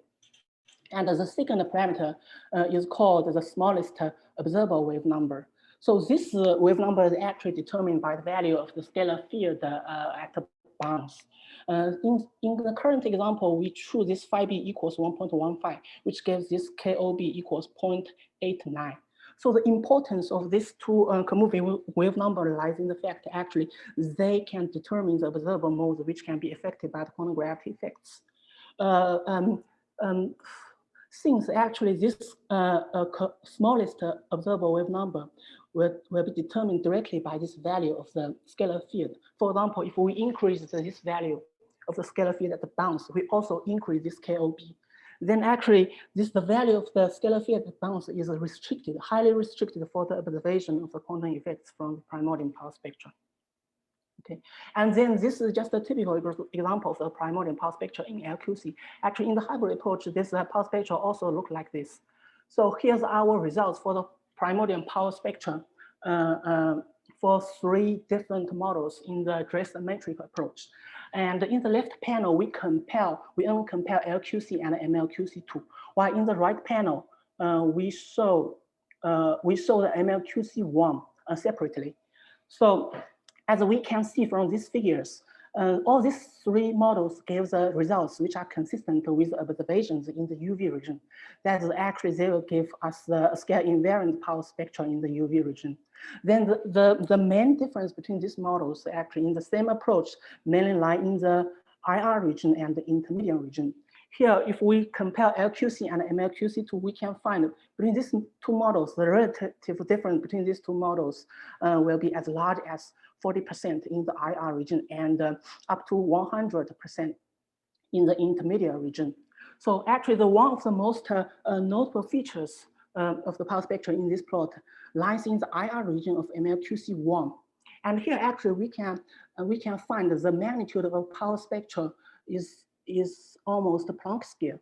So this is actually because, just to remember, in the contracting phase of MLQC1, there appear an emergent de Sitter phase with a Planck scale Hubble rate. Then since actually the equation of motion, the Mohanov-Sadaki equation in the Drastic metric approach in the contracting phase is very similar to the classical theory, to the one in the classical. So this actually Planck scale Hubble rate will give rise to, will determine the order of magnitude of the power spectrum, which also become Planck scale in this case. And in this slide, we show the primordial power spectrum for the for 3 models in the hybrid approach, and we can see similar to the Drastic metric approach. In all these 3 models, the power spectrum in the UV region is consistent with the observations, and we also have the scale invariant power spectrum in this region. And the main difference between the models again lie in the IR and the intermediate region. So in the current case, actually, we can find the relative difference between LQC and MLQC2 is less than 50% in the intermediate and IR region. And however, the relative difference between MLQC1 and LQC or MLQC2 is a little bit larger than the relative difference between this LQC and MLQC2. It's just it's around 100%. And however, here again, one of the notable features in this plot is that actually we can find a suppressed power spectrum in the IR region of MLQC1, right? So it's there now. 4 minutes. Okay. Now there's a big question mark here, right? Because we do not change the background dynamics. So why different approaches will lead to such different power spectra in the IR region? So there's a simple explanation. The simple explanation is given by this behavior of the effective mass in the Mohanov-Sadaki equation. So in the left panel, we show the effective mass in the hybrid approach in the contracting phase of the MLQC1. In the right panel, we show the effective mass in the Drastic metric approach. As we can see in the Drastic metric approach, this effective mass just can be expressed approximately by this term. This eta is the conformal time, and with this is minus. Yeah, given the eta is given by this one. Then in this case, we can choose the initial state as the de Sitter state, equation 3. However, in the hybrid approach, we can see this effective mass is positive. It's quite different. It's positive, a very small number. Then in this case, actually, we can in the contracting phase, for the initial states, we can choose the second order or fourth order adiabatic states. So the choice, the different behavior of the effective mass in the contracting phase for two different approaches just leads to a different choice of the initial state, which just finally results in the different behavior of the power spectra in the IR region.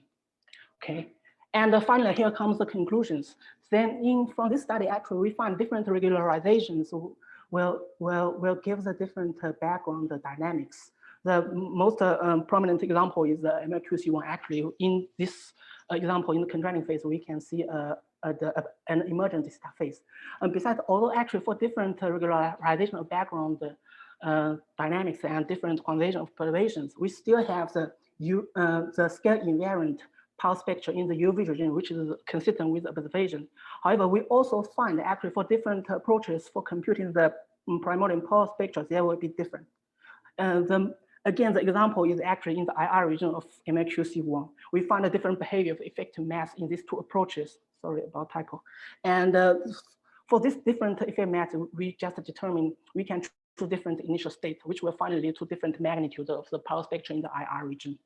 And again, since actually in the Drastic matrix approach, the magnitude of primordial power spectra is very large. So actually, we need to consider the non-Gaussianity in MLQC1 in the Drastic matrix approach, which is about our future work. Okay, and finally, thank you very much for your time, attention. Okay, there is time for a very short question.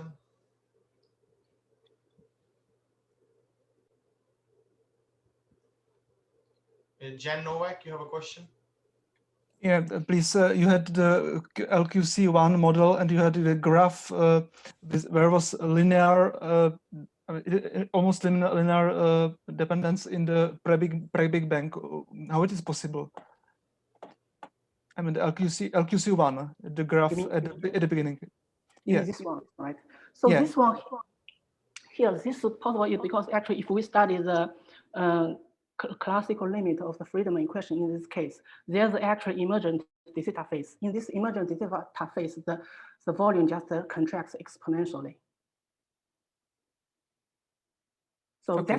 This actually is it embodies the exponential contraction of the volume in this contracting phase.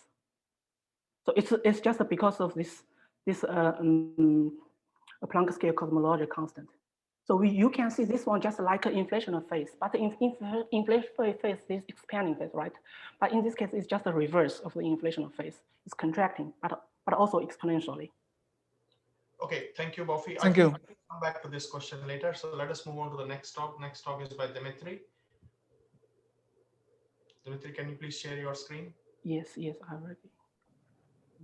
Yes, sure.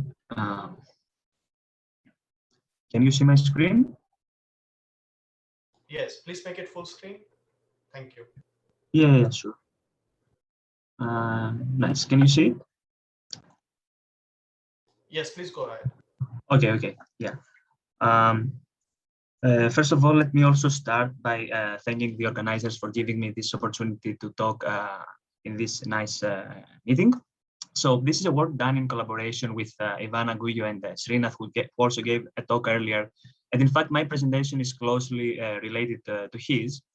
So let me start first by motivating the subject. And so as you know, in the one of the main sources of information about the origin and the evolution of our universe is the cosmic microwave background. And the latest observations about CMB come from the Planck mission. And this is going to be my main reference in this talk. So the conclusion is that at small angular scales in the CMB, the observations are very well explained by the standard cosmological model, namely the lambda CDM model complemented with the theory of inflation. However, at large angular scales, there are some features in the CMB which are in tension with observations, and those are the so-called anomalies. So in this work, we study the power suppression at angles 60 degrees and larger, the scale-dependent dipolar modulation, a preference for odd parity correlations, and the tension in the lensing amplitude. But due to lack of time here, I will emphasize in the first two. So some preliminaries first. The quantity of interest is the temperature fluctuations. in the CMB.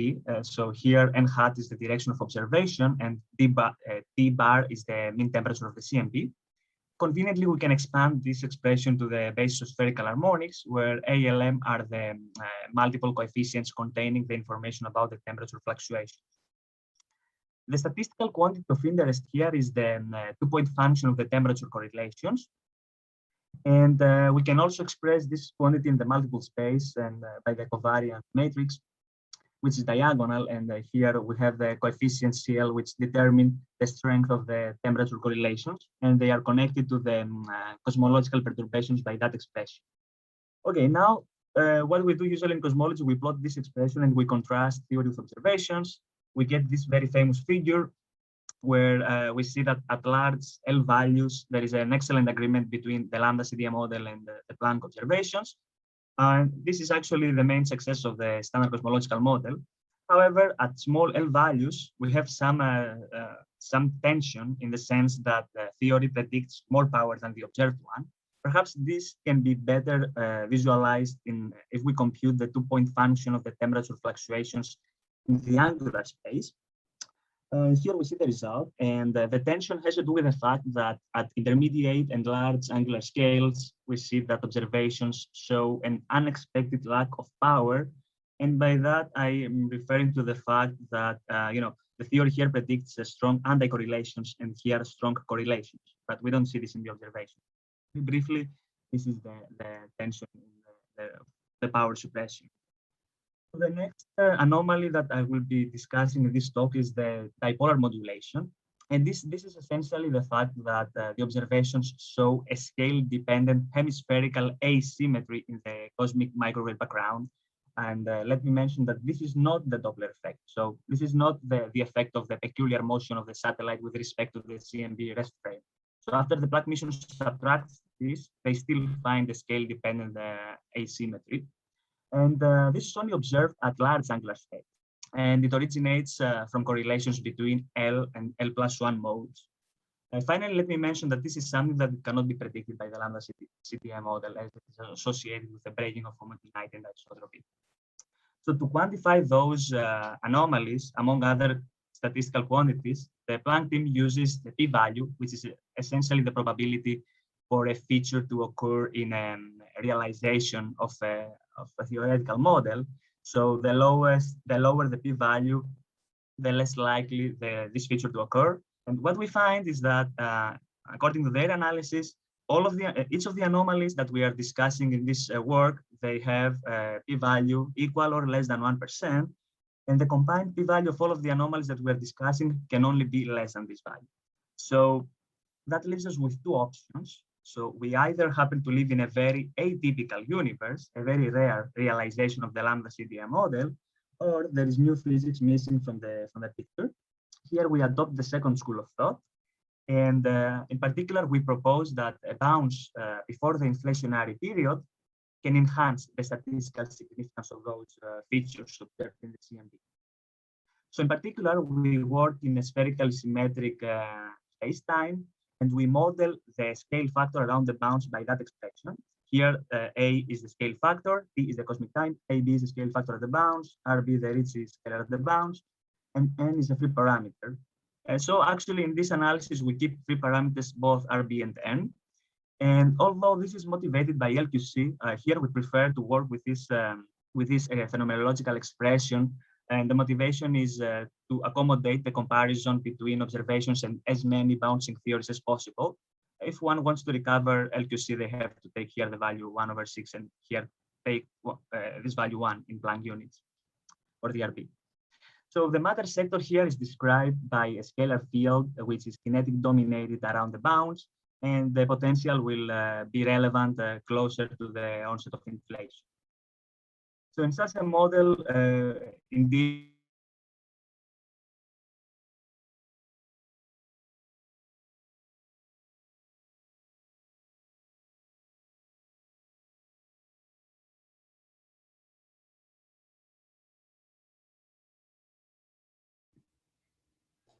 At Dimitrios, we cannot question. hear.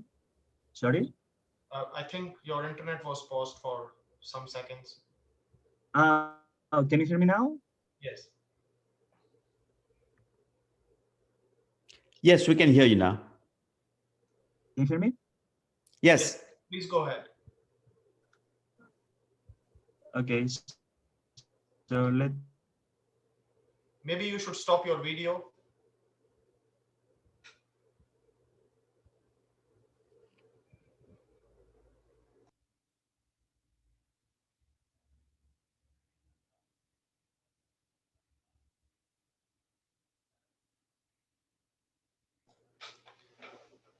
Dimitrios, can you hear me?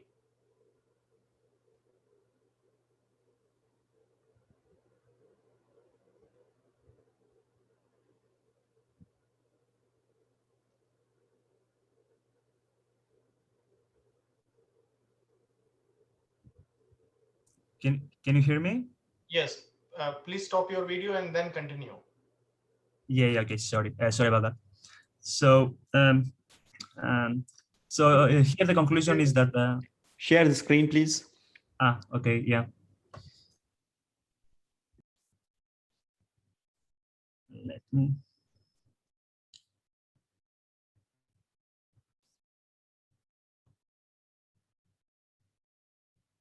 Okay.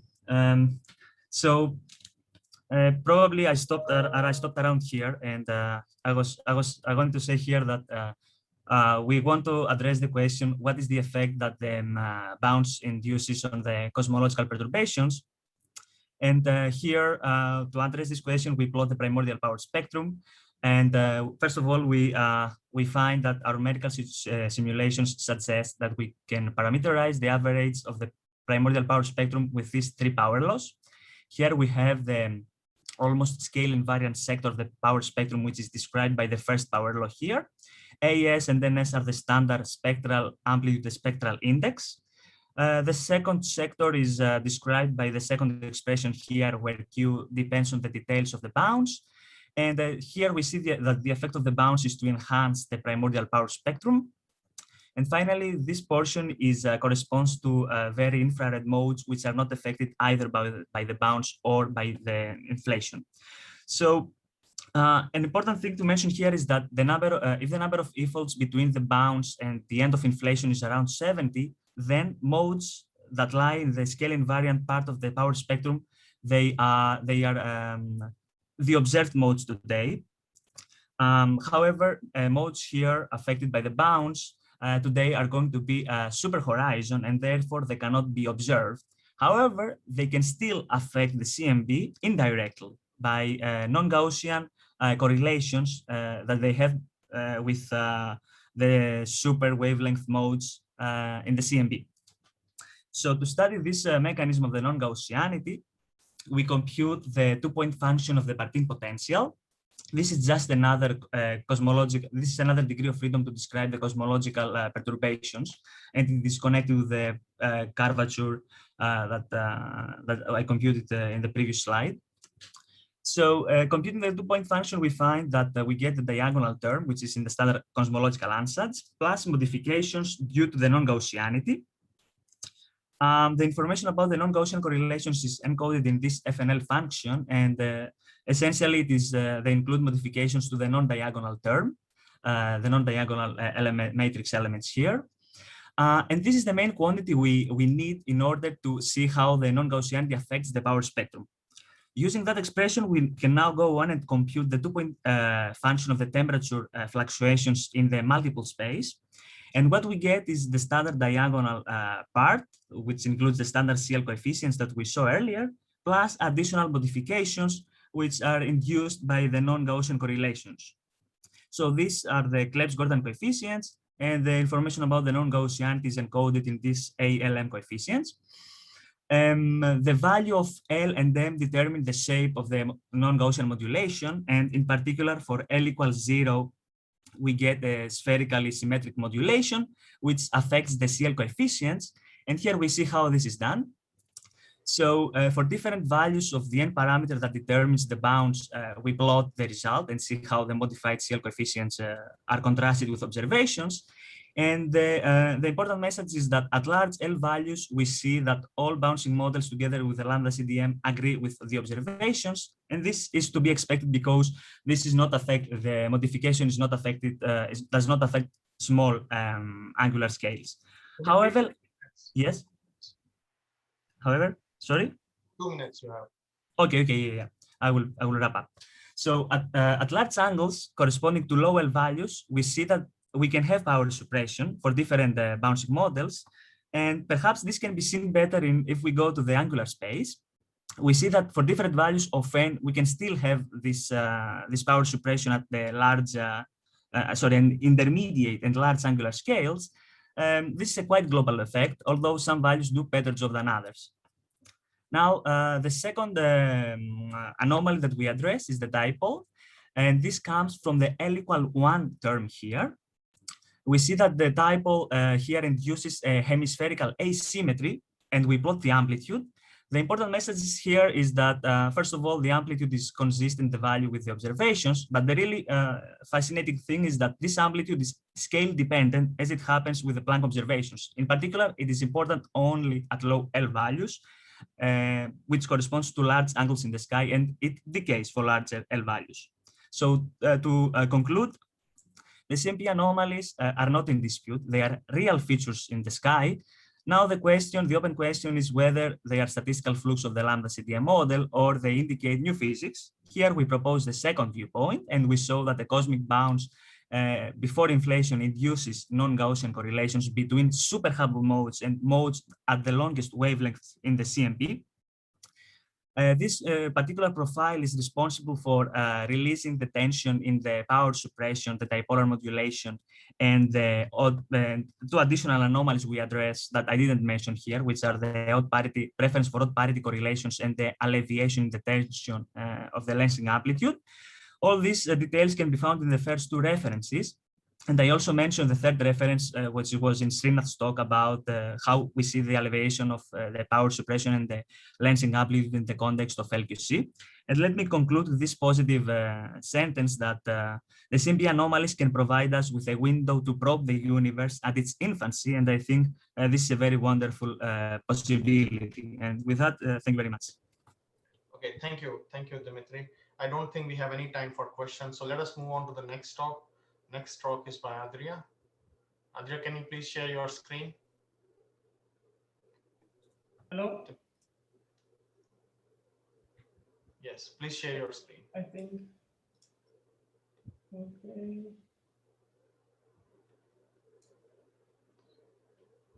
Okay.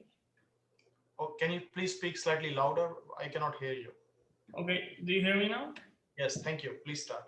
Okay, so I will not do it in full screen because I did one before, and if I go full screen, you cannot see the slides passing. Okay, so is it fine if I do it like this? Yes. Okay, so I would like to start by thanking a lot to the organizers for letting me speak in this session.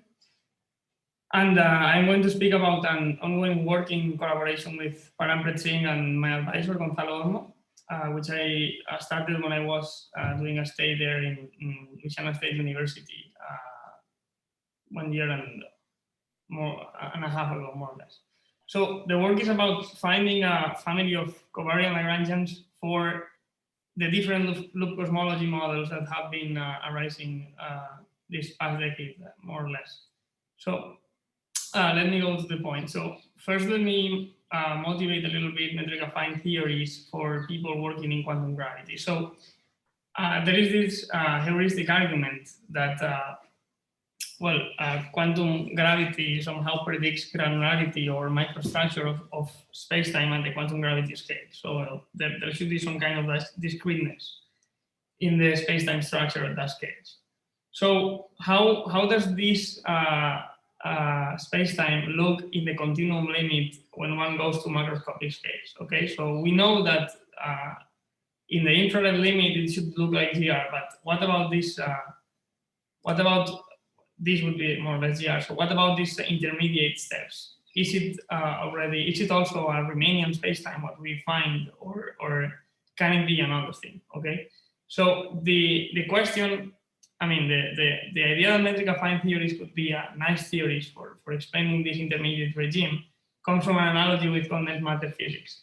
So apparently, when one can describe crystalline structures in a continuum limit, so that they you can describe the macroscopic properties of crystals as if they were smooth manifolds. So what happens is that perfect crystals, which have no defects and they have a perfectly aligned crystalline structure with every atom in its place, these lead to Riemannian manifolds. But when one increases the temperature of the crystals, then defects start to arise in the lattice, and it becomes deformed, like the one I am showing here below. So there can arise different kind of defects, and these defects in the continuum limit lead to non-trivial torsion and non-metricity tensor in the description of the crystal. So the analogy would be that maybe the space-time defects have some or could have some continuum limit in which non-metricity or torsion are relevant properties of the space-time, and then when one goes, let's say, to lower temperatures or lower energies or lower curvatures, whatever you want to say, then these defects become negligible, okay? And one recovers the Riemannian framework. So that would be one motivator. But in any case, what we want to do is just to find some effective covariant Lagrangian for loop cosmology. So a brief review in loop cosmology. So I'm not an expert, so I'm not going to say anything that you don't know already. But in loop cosmologies, basically, I know that there are two relevant predictions. One is that the Big Bang singularity is solved by a quantum bounce, and this is a robust prediction that has been tested numerically in several frameworks. And then there are other predictions regarding the power spectra, the different power spectra that one can observe for scalar and tensor modes. And these predictions could become observable. I mean, the plot below, we see that there is a region which is not observable yet, in which the power spectra is enhanced by effects concerning, by effects occurring in loop quantum cosmologies due to the bounds, and one can also see that the low multiple regions could be a bit ameliorated with respect to the standard lambda CDM. Okay, so you have already listened to that in talks by Dimitrios and Freeman. Okay, so let me go to our work. So to introduce the several models of loop quantum cosmology that there are available, note that there are quantization ambiguities due to the way in which we treat the Hamiltonian constraint when quantizing in symmetry reduced spacetimes. So if one realizes that the Lorentzian constraint after symmetry reduction is proportional to the Euclidean constraint and enforces this choice before quantization, one arrives to standard loop quantum cosmology. Okay, then there are another, like, two different recipes in which one does not assume that, but basically one takes these forms, these two forms here for the Lorentzian part of the Hamiltonian constraint, and which are inspired in the way in which generic, like the full loop quantum gravity. I mean, in the way in which the different quantities are related in the full theory, let's say, then one gets these two representations for the Lorentzian constraints, leading to two different cosmological models. MLQC2 is a cosmological model in which there is also a symmetric quantum bounce, like in standard LQC, but in MLQC1, it was found by I believe by Singh, Lee, and Wang that in order to achieve consistent dynamics, one needs the bounds to be asymmetric, right? So, respectively, the corresponding effective dynamics are given by these Hubble evolution parameters here. Okay, so you don't need to pay much attention to that. Okay, so we now need to give a basic idea about how cosmology works in metric affine theories. So these theories are basically described by an action which is a function of the metric affine scalar curvature. So this is a function of the metric and connection, and these are the two field equations which are responsible for the dynamics of the theory. So one can see that the connection is actually a constraint equation, which when integrated out leads a dynamical equation for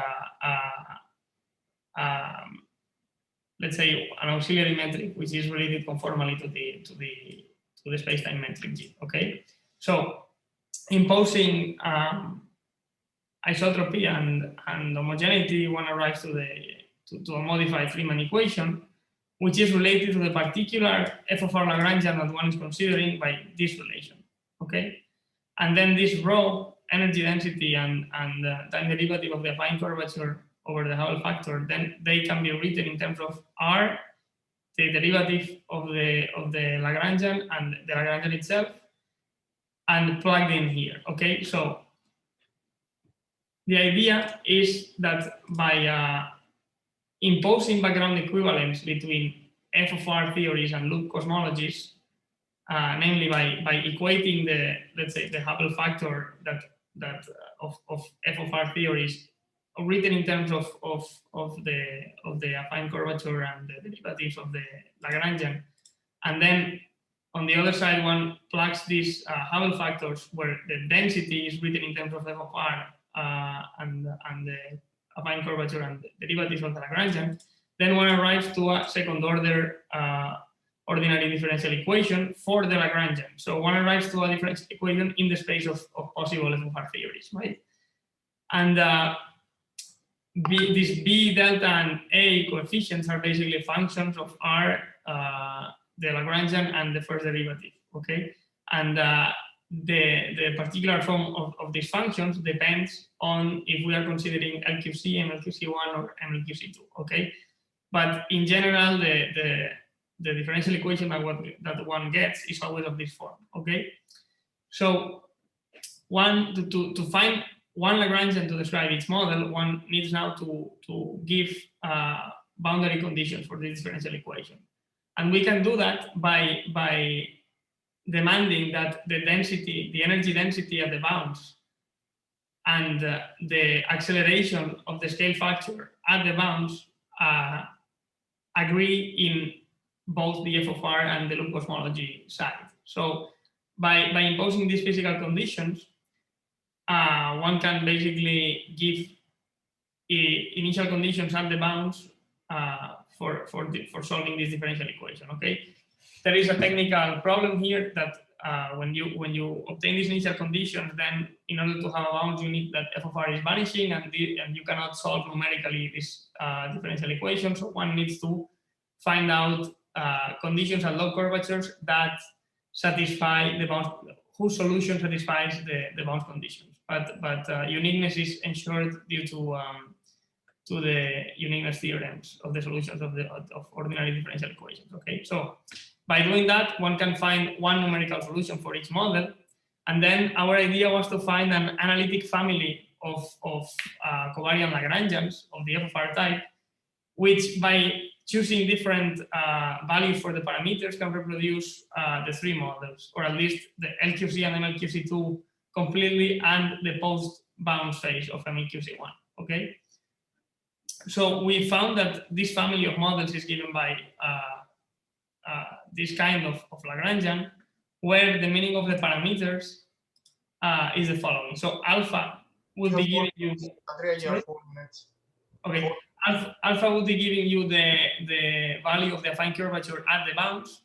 Chi is giving you the value of the Lagrangian at the bounds for a given alpha, and then beta is a free parameter, which can be used to fit the model. Okay, so this was done for standard LQC back in 2009 by Olmo and Singh, and they obtained these values, okay, for the parameters of the family. Well, they obtained a particular Lagrangian, which we generalized in this work, and amounts to giving these values to the parameter. Okay, so these the values of chi and alpha are fixed by the conditions at the bounds, and the only free parameter to fit the model is this beta. Okay, and you can see that both the numerical solution for the Lagrangian and the energy density as curvature involved are fitted very well. Okay, so we generalized this for MLQC2, and we found these values for alpha and chi, which are already again fixed by boundary conditions at the bounds. And then there's a best fit value for beta, which is similar to the LQC one, and we can see that the numerical solution is fitted by the analytic one to a high degree, though we see slightly bigger deviations than in the LQC case. Okay. Then we also have done this for the post-bound branch of MLQC1, with these values of the parameter, which are again fixed by boundary conditions. And this beta is the best fit value in this case. And forget about this because this is going to come later, okay? So we see that we can more or less perfectly fit the non-perturbative behavior of loop quantum cosmology by this analytic family of solutions. However, let me go to, if one looks closer to the bounds, in MLQC1, there is a divergence in the second derivative of the Lagrangian, which we did not take into account. So by adding this kind of corrections, which is it's a correction of R minus the curvature of the bounds to the 3/2, so that the second derivative diverges as 1 over the square root of R minus R at the bounds. Then by adding this correction, one can basically perfectly fit this divergence. And then there are also small polynomial corrections of the percent level, which one can add to MLQC1 and 2 families, so that the energy density is fitted to the leading errors of the 1 over 1000, more or less. So to conclude, this shows that metric affine of our theories apparently provide a good effective description of loop quantum cosmology, and via an explicitly covariant Lagrangian. LQC and MLQC2 fit into the same family. It also happened for the MLQC1 post-bound branch, though we are not sure if we will be able to fit the pre-bound branch in this family of Lagrangian. We are still working on that. And then there are questions that arise, like, for example, can this family describe other physical scenarios which are related to loop quantum gravity, like, for example, spherical symmetric regular black holes that have been derived over these past years, or maybe an isotopic cosmologies or scenarios like that. So it was, thank you for listening. It was more or less all that I wanted to tell you. Thank you, Adria. I think we have ran out of time for questions. We'll take them after the last talk. So Okay. let us come to the last talk of the session by Hongguang Liu. Hongguang, can you please share your screen? Adria, Okay. please unshare your screen. Mm-hmm.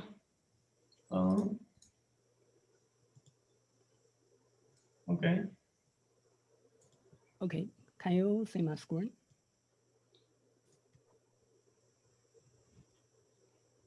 Yes, thank you. Yes. Okay, yeah, thanks. So I'll start. So first, let me thank the organizer to give me this opportunity to present my work. So this work is about the loop quantum gravity on dynamic lattice and the improved cosmological effective dynamics with inflaton. And this work is in collaboration with Mu Xinhan, and this is the archive number.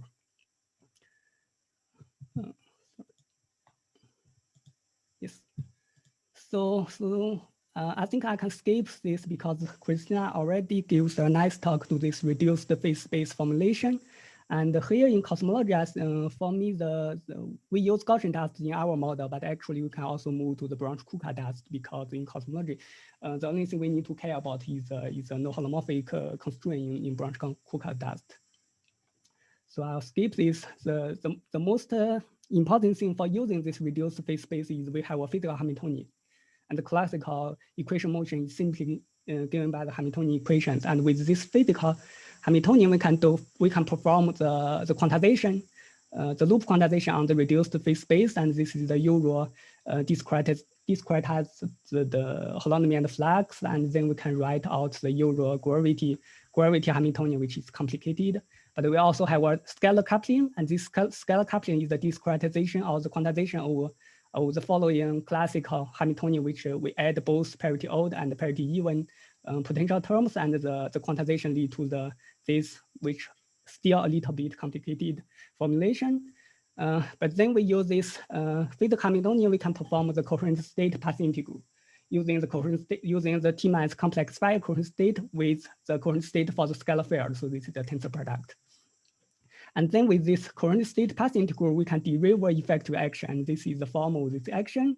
And here, this is the matrix element of the Hamiltonian, but actually it can be approximated by the the expectation value of the Hamiltonian. And actually the equation of motion can be simply given by the variational principle.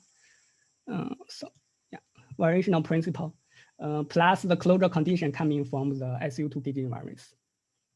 And then we can take the time continuum limit, and this again gives us a canonical Hamiltonian evaluation equation somehow.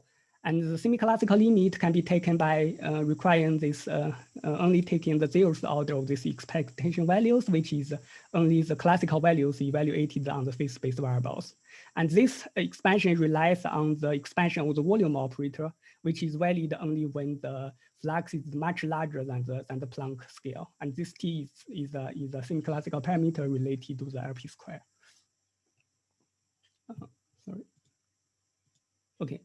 Yeah, and then we can move to the homogeneous isotropic answers. And actually, we only need to impose these initial values as the homogeneous and isotropic, and then as our proof before this four equation motion, the solution is determined totally by the initial values. So this initial value is this semi-classical equation motion is actually the four satisfies the four equation motion from the for loop quantum gravity. But in this ansatz, this equation motion is very simple, and this is basically what we already seen before as the MLQC, but with mu0 scheme, because from the fourth theory, this mu0 is directed the lattice length we have. And also we have this effective Hamiltonian with scalar field, with the inflaton and the potentials. Now we move to this mu0 scheme. We already know that this mu0 scheme has some problems. The most important thing is the critical volume of this mu0 scheme depends on the P0, where P0 is the scalar factor square. So this depends on the initial conditions, and it doesn't guarantee this critical volume to be Planckian. It means that we can choose this when the P0 is very large, this critical density is actually very small, but you also have a bounce. And this is what happens during inflation, because during inflation, the scale factor behave exponential large with time. So at classical regime, it's behaves very large with time, but this K scales as square root of P0, so it's also very large. And then what we do is this effective loop quantization on the effective level is actually regularize this K. So it regularizes the wrong K because P0 is also very large. The only thing to get it out is we choose this mu really small, choose beta really small, which is but when we choose this mu really small, it breaks the semi-classical expansion because there are some requirements on the semi-classical expansion. So actually this is the two requirements we must have. The first thing is we must require that the semi-classical limit of this expectation value is well defined, and this requires this condition, which involves mu, and also we require this T goes to 0 is really small, such that also the semi-classical limit is valid. And another thing is we require that this connection theta to be sufficiently small at classical regime in order to approximate the classical series. So as an example, at the end of inflation, which is believed to be classical, to be less quantum, and at this regime, if we impose these two conditions, we'll see that it requires T is extremely large unless beta is extremely small. But this T extremely large breaks the semi-classical limit, the T goes to 0. So that is the problem. So we propose a way out is that we use a refined lattice. It's a dynamic lattice refinement with time evolution. And this is somehow suggested by the Milbar scheme loop quantum cosmology. And this is a coarse-graining process or fine-graining process, as you can see. And we introduce several slices of several slices a long time. And we have some transition surfaces between different time intervals, and inside each time interval, we have the usual, we have our previous semi-classical evaluation with constant mu, and at each transition surface, we define some embedding map, embed the Hilbert space between these two lattices. And then in principle, the embedding map, you can choose it freely. But for our convenience, we chose it using the Fourier modes, because we also want to study the cosmological perturbations, which is easier to use Fourier mode. And this Fourier mode in this way is basically we only identify the infrared modes between this transition. And then we can formally define this this embedding, and you can prove that this is actually approximately an asymmetry. And then we can write out the transition amplitude for this graph. This is like spin-form models more or less, because you have now a space-time forms. And then in this transition amplitude is just you insert this embedding map between at different time intervals between the usual evaluation operator.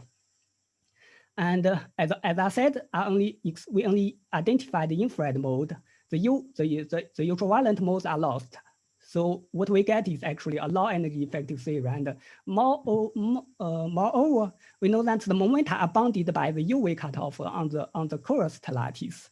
So basically, we lost all the information of the UV modes beyond the coarse lattice. And you may wondering the unitary problem, because actually here the unitary may be hidden by the co-screening, because when we integrate out these UV modes, these effects of the UV modes are encoded in higher order and high derivative interaction terms. And if we want to study the false evaluation, we need also include these terms. So this may be related to the study of open quantum system or something like that. But here we just ignore them. And now we can somehow take the time continuum limit. So when the delta tau is sufficiently small, we can, and also this n, the vertices of this lattice are extremely large, we can approximate the time derivative as the time difference between these two. And now we got a continuum evaluation equation, but this continuum evaluation equation is depends on the lattice. And this lattice in this time continuum limit becomes a function mu tau. So basically we change the previous constant mu to a function of mu tau. And now the asymmetry or the embedding becomes a map from function mu tau to the solution space. This is somehow a map from the lattice to the solution space. And then you may ask, what is the natural choice for these mu functions? Actually, we provide two natural choices. The first choice is a choice of mu to minimize the discreteness while still validating this semi-classical dynamics. And basically, it satisfies the two relations. We can introduce a UV cutoff such that it satisfies these two relations. And then this UV cutoff is going by this relation or this one, if you want. And this relation, actually, you can show that by equation motion. This mu mean determined by this equation, or this one, is uniquely determined by the initial value. So you have a unique solution once you give the initial value. And this is very similar to the mu bar schema accuracy, to the form of the mu bar schema accuracy. If you ask this UV cutoff as the minimum area of the loop quantum gravity. And this actually, this data is also have the geometric meaning as the area. And also another scheme is since we have random lattices, we can somehow integrate out. We can regard this mu tau as a random function, and we doing a ensemble average to the lattice. And this mu tau can be regarded as a random function with certain probability distribution on the ensemble. And after the ensemble average, this equation motion is given by the most probable mu, which we call mu bar, is given by 2 times mu mean. And because all the possible lattices is master bounded by the mu mean, so it's the minimum mu we can have. So that's why we have this mu bar, the most probable mu bar is given by 2 times mu mean. And there are some common properties of this scheme we can see. First, they are both non-rescale invariant. And then both critical densities are scale invariant. They don't depend on the initial value, but only depends on the UV cutoff you impose, and also beta, of course. And I have some plots for this new scheme. The first, so it's not only the new scheme, but also the comparison to the previously known scheme. So the symmetric mu bar is the usual mu bar accuracy, and the unsymmetric mu bar is I think what you called M accuracy 1. So and these two are the minimum and average scheme. We see that on the FRW phase they have the same behavior, but For the de Sitter phase, for symmetric mu bar, of course, don't have a de Sitter phase, but all the others we have a de Sitter phase. And this de Sitter phase is quantum and probability is stable, which is important. I think you already see that. And we also have a bounce. And this curvature invariance is bounded for all four of these. And then this is a comparison somehow between these two schemes and how the average scheme is depends on different parameters. I think these two are not so important. But what we have seen here is that these two different schemes, so this average scheme and the mu-mean scheme, they have the same scale factor and they have the same Hubble parameter on the FRW phase. So they have the same classical physics somehow. And on the de Sitter phase, which is quantum, they also have the same Hubble parameter. The only difference is that the scale factor is 2 times one another. But they have the same quantum Hubble parameter, if we want, or the quantum cosmological constant. Thereafter that, this is the scalar behavior, the inflaton depends on also the behavior of the inflaton after the bounce, because here is the bounce. So after the bounce, it also depends on the delta, but before the bounce, well, it's based on how you see the after and before. Sorry. So on the FRW phase, the scalar fields coincide with each other. It doesn't depend on delta, but in the de Sitter phase, it depends on delta. And also this curvature scalar is a quantum one because it's a 1 order square. And this is the form which compares different effective dynamics. So for all these 4 effective dynamics, we have a asymptotic FRW at a later time, and we also have a singularity resolution with a bounce. And we also have critical density at the bounce. They are different, but they all don't depend on delta. And actually for mu-mean scheme and asymmetric mu bar, we have the same critical density. And again, for these 3, we have the de Sitter phase. Okay, your time is actually up, but maybe you can just summarize in one slide, like. Okay. This I can skip, but there's something I want to, because we also do cosmological perturbations and also, but this is in the 4th theory cosmological perturbations, and the classical limit is right. It's giving some Mohanov-Sasaki equation, and this quantum effect you can ignore. This is doing in mu-mean scheme. But one thing important is that in the early time behavior, all these perturbations have a chaos behavior. Approaches the bound. This is because this de Sitter phase, as I already said, is perturbatively stable. So they are quantum regime, and all the perturbations actually when you're approaching them, is perturbatively stable. So as the inverse, when you start from them, it's a chaos, and this is the outlook. Okay, thank you. Thank you. So let us first of all thank all the speakers.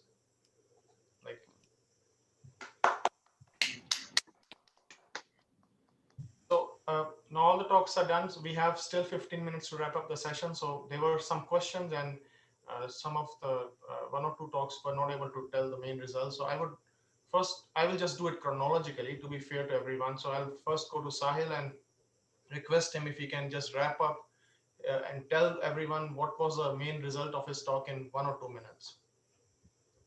Thank you, Pram. Can you hear me? Yes, Hong Kong, can you please unshare the screen? Yeah, let me try. Okay. Yeah. Okay, can you see my screen? Yes. Okay, so I was describing the macroequatoric bounce scenario as an alternative to inflation in order to obtain the scale invariant power spectrum. And thus we have the LQC Hamiltonian with the metro Hamiltonian, which consists of the aquatic field and the dust field. And then we obtain the background dynamics from this. And quite expectedly, we obtain a non-singular evolution of the volume with a bounce at t equal to 0. And if we look at the evolution of the energy density, since there are 2 matter fields, dust and the aquatic field, we see that there are both in the contracting and the expanding branch, there are two different phases. One is the phase dominated by the dust, and then there is a transition where the aquatic field takes over, and it remains dominant during the bounce phase, and then in the expansion phase it again becomes subdominant to the dust. Okay, so And if you look at also at the evolution of the equation of state, we see that around the just before the bounce, we see that the equation of states becomes much higher than 1, thus fulfilling the requirement that we had, that the aquatic field would provide this omega greater than 1 regime, which would uh, save us against the anisotropic instabilities. Okay, so and then we found that all these features, these evolution features, were robust against the changes in the initial conditions and the parameters of the potential for a wide range of values. Okay, so let me come to the scalar perturbations. In the matter dust dominated phase, the quantum effects are negligible because the energy density is very low compared to the bounce density. So we work with the classical Mukhanov-Sasaki equation, taking the Bunch-Davis vacuum as the initial state. In case of the aquatic phase, because this phase overlaps with the bounce phase, and at which point the quantum gravity modifications become important, we do not take the classical equation for perturbation. Instead, we go to the dressed metric approach as discussed by Bao-Fei Li in his talk. And we choose this dressed metric approach because earlier works on this model had worked with a deformed algebra approach, and then they were having problems with ultraviolet modes, because of which they were not able to provide a detailed analysis of the numerics. So in the aquatic phase, we take dressed metric approach for the perturbations, and we obtain the power spectrum. So here are the results for the power spectrum. And here you can see 4 different snapshots of the power spectrum at 4 different times. So here on the left, the bigger plot is the snapshot of the power spectrum at the time of transition from dust domination to aquatic domination in the contracting branch. Then in the inset on the left, you see the power spectrum just before the bounce. And then here in the inset on the right hand side, you see the power spectrum just right after the bounce. And then the fourth one on the right is the power spectrum after the bounce in the expanding branch, where there is again transition back to dust domination from aquatic domination. So Sahil, maybe I think we should stop because we have to move on. So I think you have given the general idea. So I was just wondering if anyone has any questions on this talk. Param, may Srinath. Srinath, can you speak slightly loudly? Yeah. So why does the power spectrum? So first of all, where do you in aquatic scenario, where do you calculate the power spectrum, and why does it get all weird at large K? So unlike inflation, where there is a specific point, which is the end of inflation, where you evaluate the power spectrum, there is no such specific special point in the expansion. So that's why we have calculated the power spectrum at different points. Different. Yeah. And then also the amplitude of the power spectrum keeps changing because it is this is the difference from inflation. So, but then you want the power spectrum to be scale invariant. What happened? Why? Yeah. So for a large range of the modes before this value that you see, they are scale invariant in all cases. The effect of the bounce also comes in this range, which is not scale invariant, and which is also outside the observable range. Okay, thank you. Thank you. So there were some questions in Javier's talk. So Sahil, can you please unshare the screen? In Javier's talk, there were some questions by Bofi and Sahil which were not taken. So Bofi and Sahil, do you still have those questions? Yes. Yes, please ask. Yes. Okay. So Javier, are you listening? Yeah, I'm here.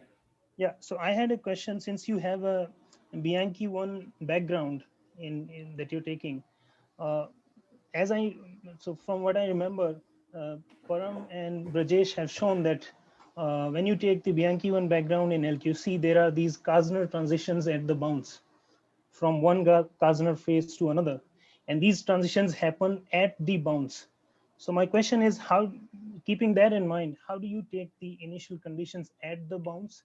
And do you see those Kasner transitions in your background dynamics? And if you do, how do they affect your results on perturbations in the power spectrum? Yeah, well, those kind of transitions are going to be there. The only thing is that when you have to look at what are the quantities that depend on the particular transition. Let's say, let me put it this way: the current transition, we codify them in this phase space function that we call psi, and this phase space function takes into account how anisotropies are distributed. So in our simulation, we consider different distributions, and we saw that though there are quantities that depend on this choice, for instance, the different quadrupolar anomalies that you will see in the scalar power spectrum, they are going to depend on how you distribute anisotropies. But when you look at the observable that Planck uses in order to constrain the quadrupolar anomaly, is a combination of the different multiples. We saw that this quantity does not depend qualitatively on these properties. And also, this is going to translate, for instance, in, I would say, the properties of the off-diagonal components of the angular correlation functions. In particular, the TV and EV angular correlation functions probably will also see these features, these properties of the current transitions. And also something that we didn't do is to look at solutions that are strongly dominated by anisotropies, namely where the CR is several orders of magnitude above the kinetic energy and the potential energy. Essentially because those simulations were taking a lot of numerical resources and they were out of our reach at the time, right? So, but still I think all the features that Param and Rajesh, they were discussing in their papers, they were also present there. So Javier, I just have one comment on this, but in my work with Rajesh and then later on, like what we had found is that even whenever you just have any potential present, then the generic initial conditions which you can choose from the contracting phase, they always will lead you to a cigar-like approach to singularity. And then on the bounds, you will also, it's the probability of getting a point-like approach to singularity is quite small. It is only when you don't have any potential present, then only one can somehow choose initial conditions where you have a point-like approach to singularity. So in your simulations, did you study only the point-like approach to singularity from the contracting phase or also cigar-like approach? No, we didn't do it from the point of view that you were doing from the past. We were actually considering these things at the bounds. Yes, but the point is that then my work with Brajesh would suggest that the set of initial conditions, then when you can choose on the bounds, will be extremely rare to give you a point-like approach in presence of potential. And exactly. That is because you are considering initial condition way before the bounds. It doesn't matter if you consider. It's the anisotropy always wins when the potential is present. No, I agree with you. What I mean is that what you call that, what is the probability of getting a particular solution at the bounds depends on whether you define this probability function at the bounds or whether you do it way before the bounds. In our case, we leave all the initial conditions at the bounds. So the probability distribution that you are mentioning is not in disagreement with ours. The only thing is that the initial conditions that we were considering, it was given at the bounds. So let's say our notion of probability is going to be different from your notion of probability because we are considering different time hypersurfaces. Okay, let us move on to Bofi. You had a question, Bofi, on? Yes. Can you hear me? Yeah. Okay, I just wanted to ask about the robustness of the power spectrum with respect to initial conditions. And this one actually very similar to the question by Sahar and Dr. Singh. So another question is about, I just missed it. So in the isotropic space-time, are the scalar modes, tensor modes still decoupled, just like in the homogeneous and isotropic space-time? That's my two questions. No, sorry, I didn't get. Can you repeat the question? The answer is yes. The answer is yes. Okay. Oh, thank you. Bye. Thank you. Thank you. Okay, any other questions on Javier's talk?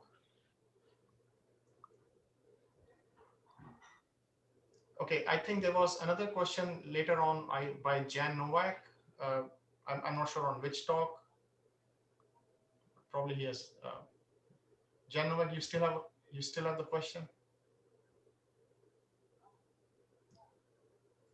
Okay, so I don't. Yeah. But I have question to Adrian Delon, to someone else. So. Okay. Please ask. To Adria Delon, when he was talking about metric affine theories. So the question is, I mean, did you consider why you consider metric affine theories? Did you consider also Palatini theories? I mean, the question is, what is so special on metric affine theories in the limit from loop quantum cosmology? I mean. Okay, so I think that what maybe is mostly known as Palatini theories, because this name is given to FOR theories that in which the metric and the connection are treated independently, is basically the same as metric affine theories. But some people use other words, or they say that metric affine is only when you consider matter coupling to the connection and there are subtleties. But basically the two frameworks are the same. We considered it over the metric framework because in the metric framework you find a dynamical degree of freedom, which becomes strongly coupled at bounce curvatures in general when you find bouncing cosmologies, if I am not wrong. And it is not clear how to treat this. I mean, some people have done works in this direction, but there is an approximation which they have to do and breaks before the bounce. So I don't know if the results can be trustable in that sense. And another nice feature of metric affine theories is that it does not propagate any new degrees of freedom. So in that sense, I believe that it is, I mean, there could be a parallel between loop quantum gravity in a very broad sense. I mean, don't take this very rigorously, but it's just like heuristics. And well, basically when you do the equations, you can arrive to this ODE in which you find equality of background evolution so that you can actually solve the problem within this framework. I don't know if that answers your question. Yeah, thank you.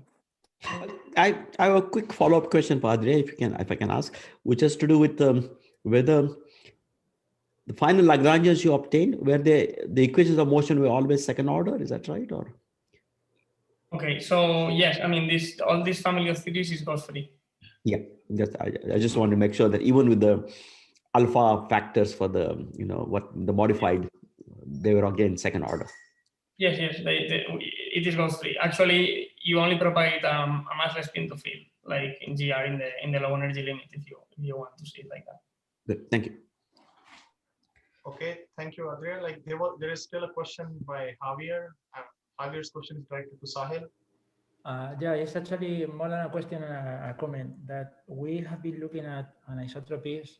It is bouncing cosmologies with Ivan and with Edward, and we actually realized that the point is more subtle about this BKL problem that you need to introduce an epileptic field is even more than that, because during the collapsing branch, what happens is that the modes keep growing and they keep memory of everything that is happening during that evolution. So if you have a period of time where anisotropies can be a little bit large, they will induce some anisotropic features in the power spectra, for instance, quadrupolar anomalies. In these scenarios, they turn out to be scale invariant for the scale that are relevant for observations. and the constraints given by Planck for a scale invariant quadrupolar anomaly are quite restrictive.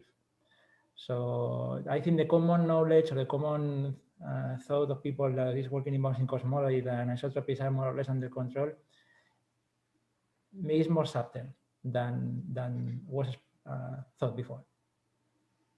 Okay. Thank you, Javier. But what kind of, if I can ask a follow-up question, like what kind of potentials you are considering for the bounds? We are considering a similar potential like the one you are mentioning here.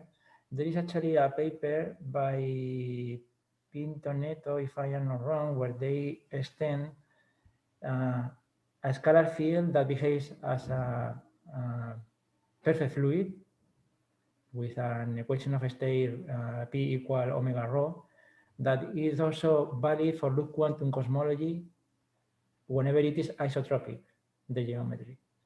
Yes. This potential will involve corrections from ρc, the critical energy density. So it will, the potential will know about the geometry, but it is necessary in order to have an equation of state of the kind of a perfect fluid that is mimicked by a scalar field.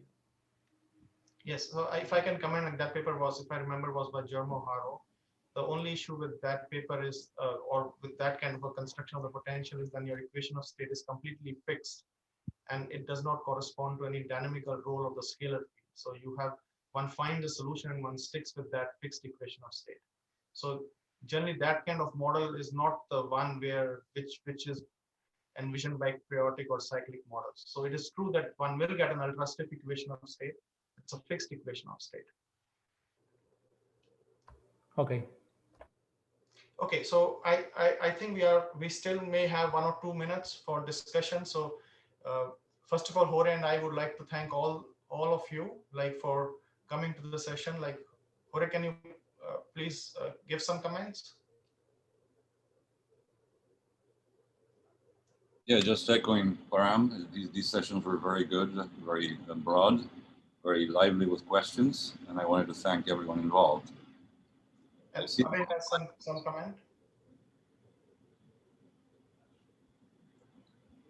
Hello? Oh, hi, Abhay. Your hand was raised.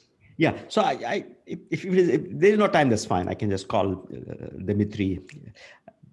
I don't understand, but just one thing, Dimitri, in your talk, around slide 7, I think it was, when you plot this power spectra, then you find that for low enough Ks, the power spectrum rises, but then it falls also if you keep lowering K. What sets the scale at which there is a turnaround? So let me. So the second scale has to do with the. Can you see my screen? Yes. Yeah. So that scale here. So that scale has to do with the onset of inflation. So so those modes are super humble throughout the evolution, even during inflation. So they are not enhanced really. They are very infrared modes, and they are not enhanced by either the bounce or by the slow rod. But you mean that knee that you're just pointing out, that scale is set by what? Yeah. That scale is actually it has to do with the Ricci scalar at the onset of inflation. But that is K1, right? That the onset of that is Ki. Yeah. Ki, right? But I'm talking about to the left of Ki. There is a dip, and then so there's something happens there. So what is the reason for that? This region here. Yeah. First of a minimum and then a local minimum, local maximum. So where does that come from? What is the origin of that physically? So I'm not sure. So let me mention here that this curve, this continuous curve, is really the average of the power spectrum. So it's really oscillatory here. So I'm not sure if there is anything. To the extent we believe it, is there any physical reason to think that there should be a dip and again yeah, I'm not sure about this local minimum here. Yeah. Okay. There's also a maximum and then a minimum. Okay. Yeah. Thank you. Okay, Anzong, you have a question or comment? Yeah, I have a very quick question to our first speaker, Serenas. So you impose actually the initial condition and the bounds. Normally we expect the quantum fluctuation are large there. So how what's the sensitivity of your result depend on the initial condition? Do you consider if I change a little bit your initial condition, so your result will change or remain the same? So in LQC we have freedom in choosing initial condition. So the question is, when we impose an initial condition, are they motivated by some principle? So as you explained in various cases, if you in ordinary LQC, if you go to the past, there is one justification is that you have an adiabatic regime. So here, what we do is we just choose a principle which tells you that the perturbation should be homogeneous and isotropic as possible, as much as possible, and that they lead to a classical behavior towards the end of inflation. So we just work with this principle. So what's happening if you do a little bit of change? Your if you work, if you change a little bit in your initial condition, your result will be the same, or pardon, if I work with a different initial condition, or no, if I change a little bit in your initial condition, do you get the same result, or the result will sensitively depend on the initial condition? My question is how sensitive your result depend on the initial condition. So we have some freedom in maintaining that state, but then as you depart from keep departing from that state, I think the power spectrum will change. This is my belief. Okay, thank you. Yeah, thank you. Okay, so I have the message from organizers that we will finish in a couple of minutes sharp. So any other questions or comments for any of the talks? Anjo has his hand raised. I have no more questions. Sorry, I needed to. Yeah. So, Hong Kong, I had one question on your talk, if I can ask. Yes, please. So you have mentioned that there are variants of the mu bar kind of scheme, which you find in your derivation of the effective description. But I'm just wondering, like, first of all, why all of these variants are somehow giving, how do you distinguish the qualitative physical differences between these? My first question is that. And second question is, like, when you obtain this pre-bounce branch, which is going into this emergent de Sitter phase, you should be also getting some sort of a rescaling of Newtonian constant. Have you looked into that issue? First, I think we don't know, because in define this mu bar like scheme, it's the isometry of the lattice dependence somehow is always there. It's you can always choose this isometry freely somehow. It depends on the lattice. So to answer this question, I think we may need some real renormalization scheme. So for second question, can you repeat? I didn't hear it clearly. Okay. So, but you did not investigate, like, whether apart from the emergent cosmological constant, there is also some rescaling of fundamental constants which happens in the mu bar scheme then? No, here is no, I think. Yeah. But actually, I think in the, well, maybe the answer is I don't know. Because in this derivation, we set the cosmological constant to 0. But in the de Sitter phase, there is the effective cosmological constant. But this in the scheme we chose, they are the same. They didn't depend on the scheme. But we didn't try with other schemes. But maybe it's a universal behavior. I don't know. Well, what does it mean to say that G changes? I mean, then your equations won't make any sense, right? But I don't understand what you mean by that. I mean, all the equations